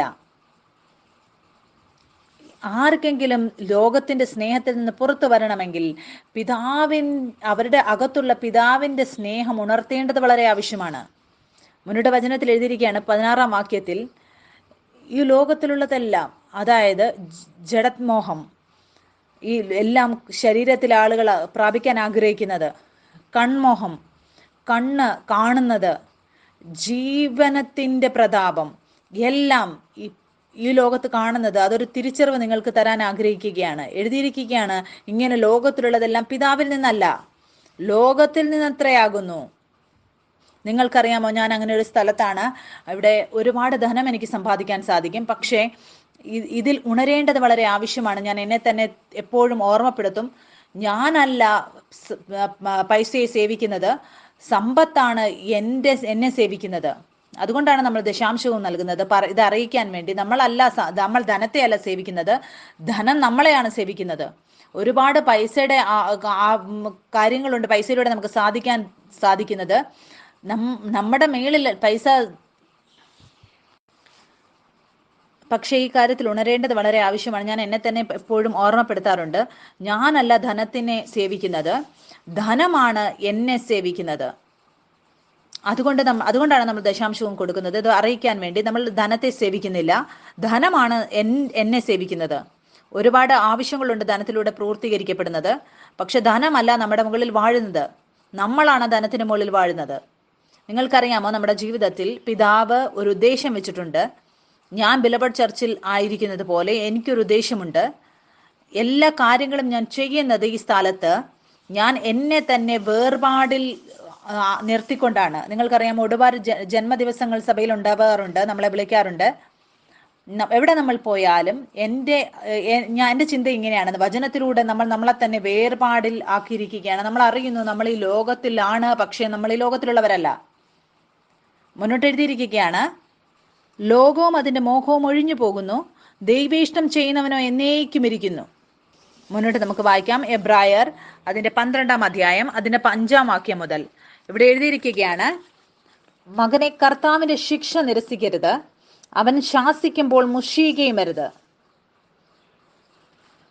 കർത്താവ് താൻ സ്നേഹിക്കുന്നവനെ ശിക്ഷിക്കുന്നു. എത്ര പേരുണ്ട് ഇവിടെ സ്വർഗീയ പിതാവ് നിങ്ങളെ സ്നേഹിക്കുന്നു എന്നറിയുന്നവർ? സ്വർഗീയ പിതാവ് നിങ്ങളെ സ്നേഹിക്കുന്നുവെങ്കിൽ അവൻ നിങ്ങളെ ശിക്ഷിക്കും, അവൻ നിങ്ങളെ ശരിയായ രീതിയിലേക്ക് കൊണ്ടുപോകും. എന്തുകൊണ്ടെന്നാൽ അവൻ നിങ്ങളെ സ്നേഹിക്കുന്നത് കൊണ്ട്. നമുക്ക് മുന്നോട്ട് വചനത്തിൽ നിന്ന് വായിക്കാം. അതിന് മുമ്പ്, നമ്മൾ മുന്നോട്ട് പോകുന്നതിന് മുമ്പ്, ഈ ശിക്ഷ എന്നുള്ള വാക്കിൻ്റെ ഗ്രീക്ക് ശബ്ദം ഞാൻ വായിക്കാൻ ആഗ്രഹിക്കുന്നു. ഇത് പെയ്തിയോ എന്നാണ്. അതിൻ്റെ അർത്ഥം കഠിനമായ പരിശീലനത്തിലൂടെ വികസിച്ചു കൊണ്ടിരിക്കുന്ന ഒരു കുട്ടിയെ ശരിയായ രീതിയിൽ പരിശീലിപ്പിക്കുന്നതിലൂടെ അവർ പക്വതയിലെത്താനും ആ പരിപൂർണതയിലെ ആ ശക്തി അവർക്ക് അത് മനസ്സിലാക്കാനും. എന്തിനാണ് ദൈവം നമ്മളെ ശിക്ഷിക്കുന്നത്? അവൻ ആഗ്രഹിക്കുന്നു നമ്മൾ ആ പരിപൂർണതയിലാകുന്നത് അവൻ കാണാൻ ആഗ്രഹിക്കുന്നു. നമ്മൾ അറിയണം നമ്മുടെ ശരിയായിട്ടുള്ള ശക്തി എന്താണ് എന്ന്. നിങ്ങൾക്കറിയാമോ, ഒരു രാജാവിൻ്റെ മകനാണെങ്കിലും അവൻ കുട്ടിയായിരിക്കുന്നിടത്തോളം നിങ്ങൾക്കറിയാമോ, എല്ലാ അവകാശങ്ങളും അവൻ്റേതാവാം, പക്ഷേ അവൻ അത് ലഭിക്കുകയില്ല അവനൊരു കുട്ടിയായിരിക്കുന്നിടത്തോളം. എന്തുകൊണ്ടെന്നാൽ ചിലപ്പോൾ എല്ലാം കൊടുത്തു കഴിഞ്ഞാൽ അവൻ ഒരു കളി പോലെ ആയിരിക്കും അതെടുക്കുന്നത്. പതിയെ അവൻ വളർന്നു വരുന്നതിലൂടെ അവൻ്റെ പിതാവ് അവനെ ഗൃഹവിചാരകന്മാരുടെ കീഴിൽ വയ്ക്കും. അവൻ ആഗ്രഹിക്കും അവൻ പഠിക്കണമെന്ന്. എല്ലാം ആ രാജ്യത്തെ ആ പൂർണ്ണമായ ക്ഷമയോടെ കൊണ്ടുപോകാൻ വേണ്ടി ബൈബിളിൽ നമുക്ക് കാണാൻ സാധിക്കും. വചനത്തിൽ മത്തായി സുവിശേഷത്തിൽ 25-ാം അധ്യായത്തിൽ 14-ാം വാക്യത്തിൽ നമുക്ക് വായിക്കാൻ സാധിക്കും ഒരു ഉപമയെക്കുറിച്ച്. ആ സ്വർണ്ണ നാണയത്തെക്കുറിച്ച് വർണ്ണിച്ചിരിക്കുന്നു. ആ യജമാനൻ അവർക്ക് കൊടുത്തു. ആർക്കൊക്കെ കൊടുത്തു? അവർ വർദ്ധിപ്പിച്ചു കൊണ്ട് വരുന്നവർക്ക് വീണ്ടും കൊടുത്തു. അതുപോലെയാണ് സ്വർഗീയ പിതാവും നമ്മൾക്ക് എത്രയധികം തരുന്നു. അവൻ ആഗ്രഹിക്കുന്നു നമ്മൾ എല്ലാ മേഖലയിലും ഉയർച്ച പ്രാപിക്കണമെന്ന്. നിങ്ങൾക്കറിയാമോ, ഇതിൻ്റെ ഇംഗ്ലീഷ് വേർഡ് ശിക്ഷയുടെ ചെസ്റ്റൺ, അത് ലാറ്റിൻ വേർഡിൽ നിന്നാണ് വരുന്നത്. കാസ്റ്റസ്, അതിൻ്റെ അർത്ഥം ശുദ്ധീകരിക്കുക, അശുദ്ധമായതിനെ വേർപെടുത്തുക. നിങ്ങൾക്കറിയാമോ, വെള്ളം അഴുക്കാകുമ്പോൾ നിങ്ങൾ അതിൽ കെമിക്കൽ ഇടുമ്പോൾ ആ വെള്ളവും ശുദ്ധമാകുകയാണ്. ഈ ശബ്ദം ചേസ്റ്റൺ, ശിക്ഷ എന്നുള്ളതിൻ്റെ അർത്ഥം ഞാനാണ് നിന്നെ ശുദ്ധീകരിക്കുന്നത്. ഞാനും നിങ്ങളിപ്പോൾ വീണ്ടും ജനനത്തിൽ യേശു ക്രിസ്തുവിലാണ്, ആ മേഖലയിലാണ് ജീവിക്കുന്നത്. ഒരുപാട് അങ്ങനെയുള്ള വിത്തുകളുണ്ട് ഈ ലോകത്തിൽ നിന്ന് നമ്മുടെ പ്രാണനിൽ വീണത്. അതുകൊണ്ടാണ് സ്വർഗീയ പിതാവ് പറയുന്നത്, ഈ എല്ലാ വിത്തുകളെയും ഞാൻ എടുത്തു കളയും, നിങ്ങളുടെ തിരിച്ചറിവിലല്ലാത്തത്. എന്തുകൊണ്ട്? ഞാനും നിങ്ങളും ആ അവകാശങ്ങൾ പ്രാപിക്കാൻ വേണ്ടി. അതുകൊണ്ട് ആ ബുദ്ധിമാനായ പുത്രൻ ആ ശിക്ഷയിലൂടെ പഠിക്കും, അവൻ ഗ്രഹിക്കും. എന്തുകൊണ്ടെന്നാൽ അവൻ ആ അവകാശം പ്രാപിക്കും. ഒരു മൂഢനായ മകൻ അത് ഗ്രഹിക്കുകയില്ല. അതുകൊണ്ട് നിങ്ങൾ പറയുകയാണ് സ്വർഗീയ പിതാവ് നിങ്ങളെ സ്നേഹിക്കുന്നുവെന്ന്. അവൻ നിങ്ങളെ ശരിയായ രീതിയിൽ കൊണ്ടുപോകും, ശാസിക്കും. അവൻ നിങ്ങളെ സ്നേഹിക്കുന്നില്ല എങ്കിൽ അവൻ നിങ്ങളെ ശാസിക്കുകയില്ല. നമുക്ക് 7-ാം വാക്യം വായിക്കാം. നിങ്ങൾ ബാലശിക്ഷ സഹിച്ചാൽ ദൈവം മക്കളോട് എന്ന പോലെ നിങ്ങളോട് പെരുമാറുന്നു. നമ്മൾ ആ ബാലശിക്ഷ സഹിച്ചാൽ എഴുതിയിരിക്കുകയാണ്, ദൈവം മക്കളോടെന്ന പോലെ നിങ്ങളോട് പെരുമാറുന്നു. നിങ്ങൾക്കറിയാമോ, സ്വർഗീയ പിതാവിൽ നിന്നും ശിക്ഷ വരുമ്പോൾ അത് രോഗത്തിന്റെ രൂപത്തിൽ വരികയില്ല, അത് ആക്സിഡന്റിലോ അല്ല തെറ്റായതിലോ വരികയില്ല. എന്തിനൊക്കെ വേണ്ടി യേശുക്രിസ്തു ക്രൂശിൽ മരിച്ചോ, ദുഷ്ടൻ അങ്ങനെയുള്ള ചിന്തകളുമായി കൊണ്ടുവരാറുണ്ട്. ഞാൻ ഒരുപാട് പേരെ കാണാറുണ്ട്. ഞാൻ ഒരുപാട് പേരെ അറിയും, ക്യാൻസറിലായിരിക്കുന്നവർ. അവർ പറയാറുണ്ട്, സ്വർഗീയ പിതാവിനെ എന്തോ പഠിപ്പിക്കാൻ ആഗ്രഹിക്കുന്നു. യേശു എന്തിനൊക്കെ വേണ്ടി മരിച്ചുവോ അവൻ അതിലൂടെ നിങ്ങളെ ഇനി ശിക്ഷിക്കുകയില്ല. അവൻ നമ്മളെ ശിക്ഷിക്കുന്നത് വചനത്തിലൂടെയാണ്. ചിലപ്പോൾ നമ്മുടെ ജീവിതത്തിന്റെ ഏതെങ്കിലും സാഹചര്യത്തിൽ നമ്മളായിരിക്കുമ്പോൾ പെട്ടെന്ന് നമ്മുടെ അടുത്ത് എന്തോ സംഭവിക്കുന്നു, വചനം നമ്മുടെ അടുത്തേക്ക് വരികയാണ്. നമ്മളപ്പോൾ അറിയുന്നു അവൻ നമ്മളെ എന്തോ പഠിപ്പിക്കാൻ ആഗ്രഹിക്കുന്നുവെന്ന്.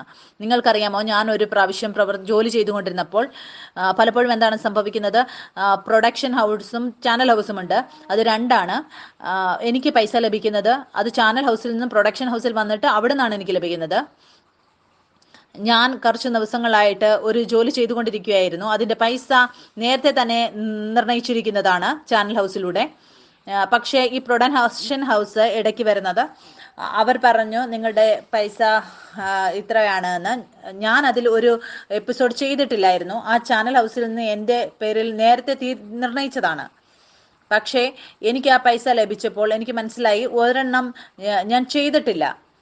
ഒരു കോസ്റ്റ്യൂം എക്സ്ട്രാ ഞാൻ അത് ചെയ്തിട്ടില്ലായിരുന്നു. ആ പ്രൊഡക്ഷൻ ഹൗസിന് ഇതിനെക്കുറിച്ച് അറിവില്ലായിരുന്നു. ഞാൻ ആഗ്രഹിച്ചു അവരോട് പറയണമെന്ന്. പക്ഷേ പെട്ടെന്ന് എൻ്റെ സ്വപ്നത്തിൽ ഒരു ദിവസം എന്നോട് സ്വർഗീയ പിതാവ് പറയുകയാണ്, എല്ലാം നീ ചെയ്യുന്നത് നിനക്കറിയാമോ, നീ എനിക്ക് വേണ്ടിയാണ് ചെയ്യുന്നത്. നീ പോകുക, എന്നിട്ട് അവരോട് പറയുക എക്സ്ട്രാ സൂട്ടിനെ കുറിച്ച്. ഞാൻ എൻ്റെ അകത്തുനിന്ന് അങ്ങനെ മനസ്സിലായപ്പോൾ ഞാൻ അവിടെ തിരിച്ച് പ്രൊഡക്ഷൻ ഹൗസിൽ ചെന്നു. എന്നിട്ട് ഞാൻ അവരോട് പറഞ്ഞു, എനിക്ക് നിങ്ങൾ അധികം പൈസ തന്നു ഒരു കോസ്റ്റ്യൂമിന് വേണ്ടിയിട്ട്. ചിലപ്പോൾ പ്രൊഡക്ഷൻ ഹൗസുകാർ ആ പൈസ തിരിച്ചു കൊടുത്തില്ലായിരിക്കാം, അവരവരുടെ കയ്യിൽ വെച്ച് കാണും, തിരിച്ച് ചാനലിൽ കൊടുത്തില്ലായിരിക്കാം. പക്ഷെ സ്വർഗീയ പിതാവിനെ ഉത്സാഹിപ്പിച്ചു, നീ എന്ത് ചെയ്താലും എൻ്റെ കണ്ണ് എപ്പോഴും നിന്നെ നോക്കിക്കൊണ്ടിരിക്കുന്നു. അവർ മുന്നോട്ട് ചെയ്തോ ചെയ്തില്ലയോ എന്നുള്ളതല്ല. ഞാൻ ഈ സാക്ഷ്യം എന്തിനാണ് നിങ്ങളെ ഉത്സാഹിപ്പിക്കാനാണ് പറഞ്ഞത്. എങ്ങനെ നിങ്ങളുടെ ജീവിതത്തിന്റെ സാഹചര്യങ്ങളിൽ സ്വർഗീയ പിതാവ് നിങ്ങളെ പഠിപ്പിക്കുന്നത് എന്ന്. ഈ ലോകത്തിൽ വലുതായിട്ടുള്ള കാര്യങ്ങൾ അത് എൻ്റെയും നിങ്ങളുടെയും ബന്ധമാണ്. എൻ്റെ സ്വഭാവമാണ് നിങ്ങളുടെ ഉള്ളിലുള്ളത്. ഞാൻ ആ പൈസ തിരിച്ചു കൊടുത്തു. ഇതാണ് നമ്മൾ വചനത്തിൽ വായിച്ചത്. ഇവിടെ എഴുതിയിരിക്കുകയാണ്, നിങ്ങൾ ബാലശിക്ഷ സഹിച്ചാൽ ദൈവം മക്കളോടെന്ന പോലെ നിങ്ങളോട് പെരുമാറുന്നു. അപ്പൻ ശിക്ഷിക്കാത്ത മകൻ എവിടെയുള്ളൂ? എല്ലാവരും പ്രാപിക്കുന്ന ബാലശിക്ഷ കൂടാതിരിക്കുന്നുവെങ്കിൽ നിങ്ങൾ മക്കളല്ല, കൗലിടയന്മാരത്രേ. പിതാവ് ആരെയാണ് ശിക്ഷിക്കാത്തത്? ആരെയാണ് ബാലശിക്ഷ കൊടുക്കാത്തത്? കൗലിടയന്മാർക്ക്. കൗലിടയന്മാരാണ് ശിക്ഷിക്കാത്തത്. കൗലിടയന്മാരുടെ അർത്ഥം ഇതാണ്, വിവാഹം ചെയ്യാതെയുള്ള കുട്ടികൾ. വചനത്തിൽ നമ്മൾ ഇതുപോലെയാണ് വായിക്കുന്നത്. നിങ്ങൾ പുത്രനാണ് എങ്കിൽ പിതാവ് പറയുകയാണ്, അപ്പോൾ ഞാൻ നിന്നെ ശിക്ഷിക്കും. നിങ്ങൾക്കറിയാമോ, ഞാൻ ഒരുപാട് പ്രാവശ്യം എന്നെ തന്നെ അനുവദിച്ചു എന്നെ തന്നെ ശരിയാകാൻ വേണ്ടി. അതിനു മുമ്പ് ബിലവഡ് സഭയുടെ സ്ഥാപനം നടക്കുന്നതിന് മുമ്പ് ഞാൻ ഒരുപാട് പരീക്ഷണങ്ങളിലൂടെ കടന്നുപോയി. നിങ്ങൾക്കറിയാമോ പരീക്ഷയിൽ എന്താണ് സംഭവിക്കുന്നതെന്ന്? ഒരു പരിപൂർണനായ പുത്രൻ ഒരു സമയത്തിന് ശേഷം പരീക്ഷയിലൂടെ അവനൊരു വ്യത്യാസം ഉണ്ടാവുകയില്ല. ഇന്ന് എനിക്ക് കോവിഡിന്റെ പുറത്തു പോകാൻ സാധിക്കും, ഞാൻ ആളുകൾക്ക് വേണ്ടി പ്രാർത്ഥിക്കും, ആളുകൾ സൗഖ്യമാകും, അത് എന്നെ ബാധിക്കുകയില്ല. ലക്ഷണം എൻ്റെ ശരീരത്തിൽ വന്നാലും ഞാൻ ആ ലക്ഷണത്തെ അറിഞ്ഞുകൊണ്ട് ഞാൻ ഓടിയില്ല. സ്വർഗീയ പിതാവേ, എന്നോട് എന്തിനാണ് ഇങ്ങനെ ചെയ്തത് എന്ന് ഞാൻ ചോദിച്ചില്ല. ഞാൻ പരിശുദ്ധാത്മാവിനെ അനുവദിച്ചു എന്നെ പഠിപ്പിക്കാൻ വേണ്ടി. അവൻ എന്നെ അങ്ങനെയുള്ള സ്ഥലത്തേക്ക് കൊണ്ടുപോയി അവിടെ സ്വർഗീയ ആരോഗ്യത്തെ ഞാൻ അനുഭവിച്ചു. അതുകൊണ്ട് ഞാൻ വിശ്രമത്തിൽ നിലനിന്നു. യേശുവിനും ഒരു വ്യത്യാസവും ഇല്ലായിരുന്നു കൊടുങ്കാറ്റ് അടുത്തുണ്ടോ ഇല്ലയോ എന്നുള്ളത്. അവൻ കൊടുങ്കാറ്റിന്റെ ഇടയിലും വിശ്രമിക്കുവാൻ അറിയാമായിരുന്നു. അവൻ കൊടുങ്കാറ്റിനെ അടക്കും മറ്റുള്ളവർക്ക് വേണ്ടി. ഞാനും എൻ്റെ തിരിച്ചറിവിൽ ഉണരുമ്പോൾ, അതിൽ നിലനിൽക്കുമ്പോൾ, അപ്പോഴേ എനിക്ക് മറ്റുള്ളവർക്ക് വേണ്ടി ഉപകാരം ഉള്ള ആളാകാൻ സാധിക്കൂ. എനിക്ക് അറിയില്ല എങ്കിൽ ഞാൻ മറ്റുള്ളവർക്ക് വേണ്ടി രക്ഷയുടെ കാരണമാണ് എന്ന്. അപ്പോൾ ഞാൻ എൻ്റെ രക്ഷയ്ക്ക് വേണ്ടി പരിശ്രമിച്ചു കൊണ്ടിരിക്കും. ഈ കാര്യങ്ങളിലെല്ലാം നിങ്ങൾ ഉണരും. നമുക്ക് മുന്നോട്ട് വചനത്തിൽ നിന്ന് വായിക്കാം. 9-ാം വാക്യത്തിൽ ഇവിടെ എഴുതിയിരിക്കുകയാണ്, നമ്മുടെ ജഡസംബന്ധമായ പിതാക്കന്മാർ നമ്മളെ ശിക്ഷിച്ചപ്പോൾ നാം അവരെ വണങ്ങിപ്പോന്നുവല്ലോ. ആത്മാക്കളുടെ പിതാവിനെ ഏറ്റവും അധികമായി കീഴടങ്ങി ജീവിക്കേണ്ടതല്ലയോ? ആ കീഴടക്കത്തിലൂടെ എന്താണ് ലഭിക്കുന്നത്? ആ ജീവനാണ് ഉണ്ടാകുന്നത്. ഒരുപാട് പ്രാവശ്യം നമ്മൾ പേടിച്ചു പോകാറുണ്ട്, ഭയപ്പെടാറുണ്ട്. ചിലപ്പോൾ മരണം നമ്മുടെ ചുറ്റും കാണുകയാണ്. ആ സമയത്ത് സ്വർഗീയ പിതാവ് പറയുകയാണ്, നിനക്കറിയാമോ, പുനരുത്ഥാന ജീവൻ അത് നിന്നോട് കൂടെയുണ്ട് എന്ന്. അവനെ ഉത്സാഹിപ്പിക്കുകയാണ്. ആ മരണത്തിന്റെ അപ്പുറം നിങ്ങൾക്ക് കാണാൻ സാധിക്കും, ആ ജീവൻ നിങ്ങൾക്ക് വേണ്ടി വെയിറ്റ് ചെയ്യുകയാണ്. മുന്നോട്ട് എഴുതിയിരിക്കുകയാണ്, അവർ ശിക്ഷിച്ചത് കുറെ കാലം തങ്ങൾക്ക് ബോധിച്ച പ്രകാരവും അത്രേ. അവനോ നാം അവന്റെ വിശുദ്ധി പ്രാപിക്കേണ്ടതിന് നമ്മുടെ ഗുണത്തിനായി തന്നെ ശിക്ഷിക്കുന്നത്. നിങ്ങൾ അറിയുന്നോ ഇതിന്റെ അർത്ഥം എന്താണെന്ന്? സ്വർഗീയ പിതാവ് നമ്മളെ എന്തിനാണ് ശിക്ഷിക്കുന്നത്? നമുക്ക് ഒന്നും കൂടെ വായിക്കാം. നമുക്ക് 7-ാം വാക്യം മുതൽ ഒന്നുകൂടെ വായിക്കാം. നിങ്ങൾ ബാലശിക്ഷ സഹിച്ചാൽ ദൈവം മക്കളോടെന്ന പോലെ നിങ്ങളോട് പെരുമാറുന്നു. അപ്പൻ ശിക്ഷിക്കാത്ത മകൻ എവിടെയുള്ളൂ? എല്ലാവരും പ്രാപിക്കുന്ന ബാലശിക്ഷ കൂടാതിരിക്കുന്നുവെങ്കിൽ നിങ്ങൾ മക്കളല്ല, കൗലിടയന്മാരത്രേ. സ്വർഗീയ പിതാവ് നിങ്ങളെ ശിക്ഷിക്കുന്നത് അവൻ നിങ്ങളുടെ ജീവിതത്തിൽ ആ ഫലങ്ങൾ കാണാൻ, പിതാവിലൂടെ നിങ്ങൾക്ക് വേണ്ടി നേരത്തെ മുൻ നിശ്ചയിച്ചിരിക്കുന്നത് കാണാൻ ആഗ്രഹിക്കുന്നു. ആളുകൾ അവന്റെ ബാലശിക്ഷ ഗ്രഹിക്കാത്തവർ, അവരുടെ ജീവിതത്തിൽ ഒരു ഫലവും ഉണ്ടാകുകയില്ല. അതുകൊണ്ട് നിങ്ങൾ നിങ്ങളുടെ ജീവിതത്തിലെ ഫലം കാണാൻ ആഗ്രഹിക്കുന്നുവെങ്കിൽ നിങ്ങൾ നിങ്ങളുടെ സ്വർഗീയ പിതാവിന്റെ ശബ്ദം കേൾക്കുക. ഇവിടെ എഴുതിയിരിക്കുകയാണ്, എല്ലാവരും പ്രാപിക്കുന്ന ബാലശിക്ഷ കൂടാതിരിക്കുന്നുവെങ്കിൽ നിങ്ങൾ മക്കളല്ല, കൗലിടയന്മാരത്രേ. നമ്മുടെ ജഡസംബന്ധമായ പിതാക്കന്മാരെ നമ്മൾ ശിക്ഷിച്ചപ്പോൾ നാം അവരെ വണങ്ങിപ്പോന്നുവല്ലോ. ആത്മാക്കളുടെ പിതാവിനെ ഏറ്റവും അധികമായി കീഴടങ്ങി ജീവിക്കേണ്ടതല്ലയോ? അവർ കുറെ കാലവും തങ്ങൾക്ക് ബോധിച്ച പ്രകാരവും അത്രേ.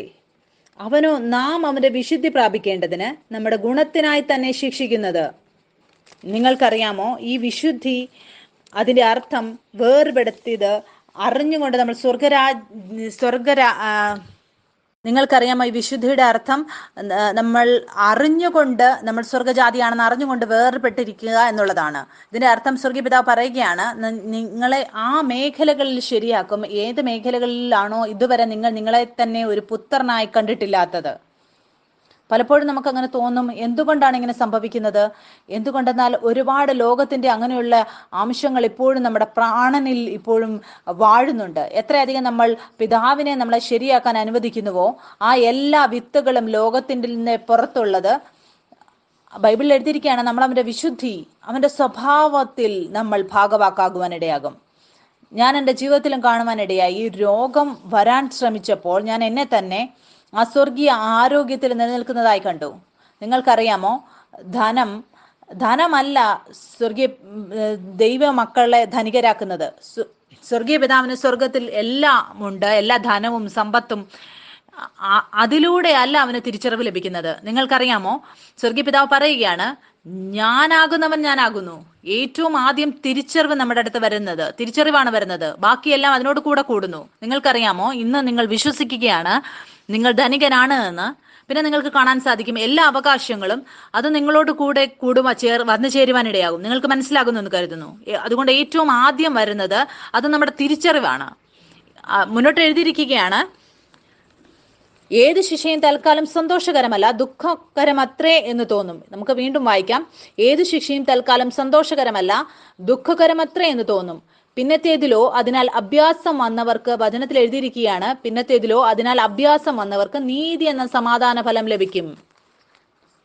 നമുക്കറിയാം, നീതി, അവന്റെ നീതിയിൽ എല്ലാം അവർക്ക് ലഭിക്കുവാനിടയാകും. നിങ്ങൾക്കറിയാമോ, സ്വർഗീയ പിതാവ് പറയുകയാണ്, ഈ മേഖലയിൽ എനിക്ക് പ്രശ്നമുണ്ട് എന്ന്. പിന്നെ പിതാവ് പറയും, എനിക്ക് നിന്നെ പഠിപ്പിക്കേണ്ടത് ആവശ്യമാണ്. ഈ മേഖലയിൽ നീ ഇതുവരെ നിന്നെ തന്നെ ഒരു പുത്രനായിട്ട് കണ്ടിട്ടില്ല. ഇതെല്ലാം സംഭവിക്കുന്നത് വചനത്തിൽ എഴുതിയിരിക്കുന്നു. ഇതെന്തുകൊണ്ടാണ്? സന്തോഷത്തോടെ പിന്നത്തേതിലോ നീതി എന്ന സമാധാന ഫലം ലഭിക്കാൻ വേണ്ടിയാണ്. മുന്നോട്ട് നമുക്ക് വായിക്കാം ഒരു വചനം. ഈ വചനം നമുക്ക് വീണ്ടും വായിക്കാം. ഇവിടെ എഴുതിയിരിക്കുകയാണ്, ഏത് ശിക്ഷയും തൽക്കാലം സന്തോഷകരമല്ല, ദുഃഖകരമത്രേ എന്ന് തോന്നും. പിന്നത്തേതിലോ അതിനാൽ അഭ്യാസം വന്നവർക്ക് നീതി എന്ന സമാധാന ഫലം ലഭിക്കും. മുന്നോട്ട് നമുക്ക് വായിക്കാം. യെശയ്യാവ് 32:17 വാക്യത്തിൽ നീതിയുടെ ഫലം എന്താണെന്ന് എഴുതിയിരിക്കുകയാണ്. ഇവിടെ എഴുതിയിരിക്കുകയാണ്, നീതിയുടെ പ്രവൃത്തി സമാധാനവും നീതിയുടെ ഫലം ശാശ്വത വിശ്രമവും നിർഭയതയും ആയിരിക്കും. നിങ്ങൾക്കറിയാമോ, എൻ്റെ ജീവിതത്തിൽ സാക്ഷ്യം ആദ്യമായി ഞാൻ സൗഖ്യം പ്രാപിച്ചപ്പോൾ അത് അത്ഭുതകരമായ സൗഖ്യമാണ് ഞാൻ പ്രാപിച്ചത്. എൻ്റെ സാക്ഷ്യം യൂട്യൂബ് ചാനലിലുണ്ട്, നിങ്ങൾക്ക് കേൾക്കാൻ സാധിക്കും. രണ്ടാമത് ഞാൻ രോഗിയായപ്പോൾ എൻ്റെ ഒരുപാട് മുടി കൊഴിഞ്ഞുകൊണ്ടിരുന്നു, ഒരുപാട് രോഗങ്ങളുണ്ടായിരുന്നു. നിങ്ങൾക്കറിയാമോ, ആളുകൾ ശ്രമിച്ചുകൊണ്ടിരുന്നു ഏതെങ്കിലും രീതിയിൽ പ്രാർത്ഥിച്ച് പലപ്പോഴും സൗഖ്യം ലഭിക്കും, ചിലപ്പോൾ സൗഖ്യം ലഭിക്കുകയില്ല. ആ ശ്രമത്തിലായിരുന്നു. അപ്പോൾ ഒരു സ്വപ്നം എനിക്ക് വന്നു. സ്വർഗീയപിതാവിനെ കാണിച്ചു, എൻ്റെ കണ്ണ് ഈ കറുത്തിരിക്കുന്നു. ആ സമയത്ത് എനിക്കിത് അത്ര നല്ലതായിട്ട് തോന്നിയില്ല. ഞാൻ ആഗ്രഹിച്ചു, ഒരു ദിവസം ഞാൻ എഴുന്നേക്കും സൗഖ്യം പ്രാപിക്കണമെന്നാണ് ഞാൻ ആഗ്രഹിച്ചത്. പക്ഷെ സ്വർഗീയപിതാവ് പറഞ്ഞു, അല്ല, ഞാൻ ആഗ്രഹിക്കുന്നു നീ എന്നോട് കൂടെ പഠിക്കണം. ഞാൻ ആഗ്രഹിക്കുന്നു എല്ലാ വിത്തുകളും ലോകത്തിൽ നിന്ന് നിന്റെ പ്രാണനിൽ വിതച്ചിരിക്കുന്നതെല്ലാം വെളിയിൽ പോകണം. ഒരുപാട് തിരിച്ചറിവുകൾ ലോകത്തിൽ നിന്ന് നിങ്ങൾ എടുക്കുന്നുണ്ട്. അതുകൊണ്ട് നിങ്ങൾ ആ വാഗ്ദത്തങ്ങൾ ആമേനിൽ പൂർത്തീകരിക്കുന്നത് നിങ്ങൾക്ക് കാണാൻ സാധിക്കുന്നില്ല. നമ്മൾ ഇരുമനസ്സോടെ നമ്മൾ ഈ ലോകത്തിൽ സഞ്ചരിക്കുകയാണ്. ഇരുമനസ്സോടെ ഉള്ളവർക്ക് ഒരിക്കലും അവരുടെ പിതാവിൽ നിന്നൊന്നും പ്രാപിക്കാൻ സാധിക്കില്ല. അതുകൊണ്ട് എന്നെ കാണിക്കാൻ തുടങ്ങി നീ ആരാണെന്നും. ഞാൻ ആ സത്യത്തെ തിരിച്ചറിയാൻ തുടങ്ങിയപ്പോൾ ഞാൻ അതിൽ വിശ്രമിക്കാൻ തുടങ്ങി. ആ സമയത്ത് നിങ്ങൾക്കറിയാമോ, ആരും ഈ കാര്യങ്ങൾ പഠിപ്പിക്കുന്നില്ലായിരുന്നു. ഞാൻ ഗൂഗിളിലൊക്കെ സെർച്ച് ചെയ്ത് നോക്കി. അതുകൊണ്ട് ഞാൻ വചനത്തെ എൻ്റെ തിരിച്ചറിവിൻ്റെ അടിസ്ഥാനമാക്കി. ഒരു വ്യത്യാസവുമില്ല. ആർക്കെങ്കിലും ഈ വെളിപ്പാടുണ്ടോ ഇല്ലയോ, ഞാൻ ആദ്യം അങ്ങ് ഒരു വ്യക്തിയായി മാറും, ഈ വെളിപ്പാടിൽ സഞ്ചരിക്കുന്നവൾ. അതുകൊണ്ട് ഞാൻ ഈ സത്യത്തെ പിടിച്ചു, അത് വിശ്രമത്തിൽ നിലനിന്നു. ഞാൻ പരിശുദ്ധാത്മാവിനെ അനുവദിച്ചു എൻ്റെ ജീവിതത്തിൽ പ്രവർത്തിക്കാൻ വേണ്ടി. നിങ്ങൾക്കറിയാമോ, ഞാനും നിങ്ങളും ഒരു മേഖലയിൽ, ഈ ലോകത്തിന്റെ മേഖലയിൽ നിന്ന് യേശുക്രിസ്തുവിന്റെ മേഖലയിലേക്ക് വന്നിരിക്കുകയാണ്. എങ്ങനെ? തന്നെത്താൻ ആ സത്യത്തിലൂടെ വേർപെടുത്തുന്നതിലൂടെ. നമ്മൾ എങ്ങനെ ഏറ്റുപറയാറില്ല, ഞാൻ വിശ്വസിക്കുന്നു, എൻ്റെ വയറ്റിലേക്ക് ഭക്ഷണം പോകുന്നു, അത് ദഹിക്കുന്നു എന്ന് നമ്മൾ പറയാറില്ല. എന്തുകൊണ്ട്? അതൊരു നിയമമാണ് നമ്മുടെ ശരീരത്തിലുള്ള. അതുപോലെയാണ് ഞാനും നിങ്ങൾ ഇപ്പോൾ ലോകത്തിൽ നിന്ന് മാറി, ഞാനും നിങ്ങളും ഇപ്പോൾ ആ ജീവന്റെ നിയമത്തിൽ പ്രവേശിച്ചിരിക്കുകയാണ്. ഇപ്പോൾ പിതാവ് പറയുകയാണ്, നീ പുനരുത്ഥാനവും ജീവനുമാണ് എന്ന്. ലോകത്തിന്റെ നിയമം അത് അവിടെ പ്രവർത്തിക്കുന്നു. അതുകൊണ്ടെന്നാൽ അത് നമ്മൾ നോക്കുന്നത് കൊണ്ട് അതിൽ നമ്മൾ വിശ്വസിക്കുകയും ചെയ്യുന്നു. നിങ്ങൾക്കറിയാമോ, സ്വർഗരാജ്യം നമ്മൾ നമ്മുടെ കണ്ണുകൊണ്ടല്ല കാണുന്നത്. നിങ്ങൾക്കറിയാം, അതാണ് സത്യം. നമ്മളത് കാണുന്നില്ല. അതിന്റെ അർത്ഥം ഇതല്ല, അതില്ല, അത് സത്യമല്ല എന്നല്ല, അത് മാത്രമാണ് സത്യം. അതുകൊണ്ട് പലപ്പോഴും നമ്മൾ ഏറ്റു പറയാറില്ല ഞാൻ പുനരുത്ഥാന ജീവനാണെന്ന്. എന്തുകൊണ്ടെന്നാൽ എനിക്കറിയാം ഞാൻ പുനരുത്ഥാന ജീവനാണെന്ന്. ഞാൻ ആ സത്യത്തിൽ വിശ്രമിക്കുക മാത്രം ചെയ്യുന്നു. അതുകൊണ്ട് എൻ്റെ സഹോദരന് കോവിഡ് വന്നപ്പോൾ ഞാൻ അവൻ്റെ അടുത്ത് പോയിരുന്നു. മറ്റുള്ളവരൊക്കെ പുറത്തുനിന്ന് അവനെ കണ്ടു പോകുമായിരുന്നു. എന്തുകൊണ്ടെന്നാൽ എനിക്കറിയാം പുനരുത്ഥാനവും ജീവനും ഞാനാണ്. ആ അറിവിലൂടെ ആ ധൈര്യം എൻ്റെ അകത്ത് വന്നു. എനിക്കറിയാം ആ ജീവൻ അത് പുറത്തല്ല, അതിപ്പോൾ എൻ്റെ അകത്താണ്. അതുകൊണ്ട് നമ്മൾ നമ്മുടെ ആത്മീയ ജീവനിൽ നമുക്ക് ഉയരുവാനിടയാകും. അധികമായി നമ്മൾക്ക് ആത്മീയ മേഖലയിൽ ഉണരുവാനിടയാകും. ഒരു നിയമമുണ്ട് ജീവൻ്റെതായിട്ടുള്ളത്, എനിക്ക് നിങ്ങൾക്ക് വേണ്ടി പ്രവർത്തിക്കുന്നത്. ആ ഗുരുത്വാകർഷണം പോലെ ഒരു നിയമമായിരിക്കുന്നത് പോലെ നിങ്ങൾ ചന്ദ്രനിൽ പോയാൽ അവിടെ ചെന്ന് നിങ്ങൾക്ക് പറക്കുവാൻ സാധിക്കും. ഇവിടെ ഒരു നിയമമുണ്ട് ആ മേഖലയിൽ പ്രവർത്തിക്കുന്നത്. എന്റെയും നിങ്ങളുടെയും പ്രവൃത്തി ഇതാണ്. നമ്മൾ വിശ്വസിക്കുക മാത്രം ചെയ്യുക, വിശ്രമത്തിൽ നിലനിൽക്കുക. പിന്നെ നമുക്ക് കാണാൻ സാധിക്കുക പുനരുത്ഥാന ജീവൻ നിങ്ങൾക്ക് വേണ്ടി പ്രവർത്തിക്കുന്നത്. എങ്ങനെയാണ് രണ്ടാമത് എനിക്ക് പഠിക്കാൻ ലഭിച്ചപ്പോൾ എനിക്ക് അത്ര ഇഷ്ടപ്പെട്ടില്ല. ഞാൻ എന്തെങ്കിലും അത്ഭുതം പ്രതീക്ഷിച്ചു സൗഖ്യം പ്രാപിക്കാൻ വേണ്ടി പെട്ടെന്ന്. പക്ഷെ അവൻ ആഗ്രഹിച്ചു എന്നെ പഠിപ്പിക്കാൻ. എന്തിനാ? ആ നീതിയുടെ ഫലവും സമാധാനവും, അതിൻ്റെ ഫലം ശാശ്വത വിശ്രാമവും നിർഭയതയും എൻ്റെ ജീവിതത്തിൽ ഉത്ഭവിക്കാൻ വേണ്ടി. ഞാൻ എൻ്റെ ജീവിതത്തിൽ ഉണർന്നു. ആ സമാധാനത്തിൽ, ആ നിർഭയതയിൽ പരിശുദ്ധാത്മാവ് എൻ്റെ ജീവിതത്തിലേക്ക് കൊണ്ടുവന്നു. ഈ ലോകത്തിൻ്റെതായിട്ടുള്ള എല്ലാ വ്യാജത്തിൽ നിന്നും ഞാൻ എന്നെ തന്നെ വേർപെടുത്തി. ഒരു പുതിയ സത്യം എനിക്ക് ലഭിച്ചു. അതെന്തായിരുന്നു? ഈ രോഗം നിങ്ങളുടെ സ്വഭാവത്തിലില്ല. നിങ്ങൾക്കറിയാമോ എത്ര വലിയ നല്ല കാര്യമായിരുന്നു പ്രിയ ഇടയ്ക്കിടയ്ക്ക് രോഗിയായിക്കൊണ്ടേയിരുന്നു. ഇപ്പോൾ ഞാൻ അവനെ പഠിപ്പിക്കും എങ്ങനെയായിരിക്കും ആ സ്വർഗീയ ആരോഗ്യത്തിൽ നടക്കേണ്ടതെന്നും ആ വിശുദ്ധിയിൽ എൻ്റെതായിട്ടുള്ളതിൽ അത് ഞാൻ അവർക്ക് കൊടുക്കും. ഒരു രോഗവും അവനെ തൊടുകയില്ല. ആ എൻ്റെ സ്വർഗീയ സ്വഭാവത്തോടു കൂടെ ഒന്നാവും. ആ സ്വർഗീയ സ്വഭാവം ഇതാണ്, ഞാനും നിങ്ങളും ഇനിയും രോഗിയാവുകയില്ല. ആ പുനരുത്ഥാന ജീവനാണ് അവരുടെ സ്വഭാവം. എത്രയധികം ഞാൻ പരിശുദ്ധാത്മാവിനെ അനുവദിച്ചു പഠിപ്പിക്കാൻ വേണ്ടി. ആ സമയത്ത് എനിക്ക് എത്ര നല്ലതായി തോന്നിയില്ല. എന്തുകൊണ്ടെന്നാൽ ആരും ഈ കാര്യം പഠിപ്പിക്കുന്നില്ലായിരുന്നു. ഈ സമയത്ത് ഞാൻ അനുവദിച്ചപ്പോൾ പരിശുദ്ധാത്മാവിനെ, അവൻ എന്നെ അധികമായ സത്യത്തിന്റെ കാര്യങ്ങൾ കാണിക്കുവാനിടയായി. ഇപ്പോൾ ഞാൻ എന്നെ തന്നെ ഈ മേഖലയിൽ യേശുക്രിസ്തുവിൽ ജീവിക്കുന്നതായി കാണുന്നു. പുത്രൻ വിശ്രമത്തിൽ നിലനിൽക്കുന്നു. ഹെബ്രാന്റെ സാക്ഷി എന്തായിരുന്നു? 5 വർഷമായിട്ട് എക്സാം ക്ലിയർ ചെയ്യാൻ ശ്രമിച്ചുകൊണ്ടിരുന്നു. 10 പ്രാവശ്യം അത് എഴുതി. 5 വർഷത്തിനിടയ്ക്ക് 10 പ്രാവശ്യവും അതിൽ തോറ്റുപോയി. അവന്റെ സാക്ഷ്യം എന്തായിരുന്നു? ഞാൻ അവനെ ഉണർത്തുക മാത്രം ചെയ്തു. ഈ പ്രശ്നം അത് എക്സാമിന്റെ പ്രശ്നമല്ല. നീ നിന്നെ തന്നെ നോക്കുന്നില്ല, നിന്റെ യഥാർത്ഥ തിരിച്ചറിവിൽ നീ ആരാണെന്ന്. നിന്റെ തിരിച്ചറിവ് പിടിച്ചുകൊള്ളുക. നീ ജീവൻ നൽകുന്ന ആത്മാവാണ്. പിന്നെ എന്താണ് സംഭവിച്ചത്? ആ പരീക്ഷയിൽ അവൻ വിജയിയായി തീർന്നു. എല്ലാ പ്രശ്നത്തിന്റെയും പുറകിൽ അവൻ പരിശ്രമിച്ചു കൊണ്ടിരുന്ന ഇത്ര വർഷങ്ങളായിട്ട് അവന്റെ തിരിച്ചറിവിൽ ഉണർന്നതിലൂടെ ആ എല്ലാ പരീക്ഷകളിലും തന്നെത്താൻ വിജയിയായി കാണുവാൻ സാധിച്ചു. എല്ലാ പ്രശ്നങ്ങളും അവന്റെ കാലിന്റെ കീഴിൽ കണ്ടു. അതുകൊണ്ട് തന്നെ അവൻ ഉണർന്നിരുന്നു, അവൻ ഈ മേഖലയിൽ നിന്നല്ല, അവൻ യേശുവിലാണ് എന്ന്. ഞാനും നിങ്ങളും ഈ ലോകത്തിന്റെ നിയമത്തിനനുസരിച്ചല്ല സഞ്ചരിക്കുന്നത്. ഞാനും നിങ്ങളും വേറൊരു മേഖലയിൽ നിന്നാണ് വരുന്നത്. നമ്മൾ ബിലവഡിലും ഈ സാക്ഷ്യം കേട്ടു. ഒരാൾ അവരുടെ ജോലി ഒരുപാട് സമയമായിട്ട് തപ്പിക്കൊണ്ടിരുന്നു. പക്ഷേ ഞാൻ അവരോട് പറഞ്ഞു, എല്ലാ പ്രശ്നങ്ങളുടെയും ഉത്തരം അത് പുറത്തല്ല, ആ എല്ലാ ഉത്തരവും നമ്മുടെ ഉള്ളിലാണ്. യേശുക്രിസ്തുവാണ് എല്ലാ പ്രശ്നങ്ങളുടെയും ഉത്തരം. ഞാൻ അവരെ ഉണർത്തിയപ്പോൾ ഈ കാര്യത്തിൽ യേശുക്രിസ്തു നിങ്ങളുടെ ഉള്ളിലുണ്ട്, അവന്റെ നീതി നിങ്ങൾക്ക് വേണ്ടി പ്രവർത്തിക്കുന്നുവെന്ന് അവർ ആ ഉയർച്ച അവരുടെ ജീവിതത്തിൽ വരുന്നത് കാണുവാനിടയായി. ഇതെങ്ങനെയാണ് സംഭവിച്ചത്? അവർ അനുവദിച്ചപ്പോൾ പരിശുദ്ധാത്മാവിനെ അവരുടെ ജീവിതത്തിൽ പ്രവർത്തിക്കാൻ വേണ്ടി പിതാവ് ആഗ്രഹിച്ചു അവരെ കുറച്ച് പഠിപ്പിക്കണമെന്ന്. അവൻ അനുവദിച്ചപ്പോൾ ആ പിതാവ് അവരുടെ ജീവിതത്തിൽ പ്രവർത്തിച്ചു. ആ നീതിയുടെ ഫലം അവരുടെ ജീവിതത്തിൽ ലഭിക്കുവാനിടയായി. നിങ്ങൾക്കറിയാമോ, നമ്മൾ ബൈബിളിലും ഒരുപാട് അങ്ങനെയുള്ള ഉദാഹരണങ്ങൾ കാണാൻ സാധിക്കും. അതിലൂടെ നമുക്ക് പഠിക്കാൻ സാധിക്കും. അബ്രഹാമിന്റെ ജീവിതത്തിലും ആദ്യം സ്വർഗീയ പിതാവിനോട് പറഞ്ഞു, നീ നിന്റെ സ്ഥലം വിട്ട് നീ പുറത്തു പോകണമെന്ന്, അങ്ങനെയുള്ള ദേശത്തേക്ക് നിന്നെ ഞാൻ കൊണ്ടുപോകുമെന്ന്.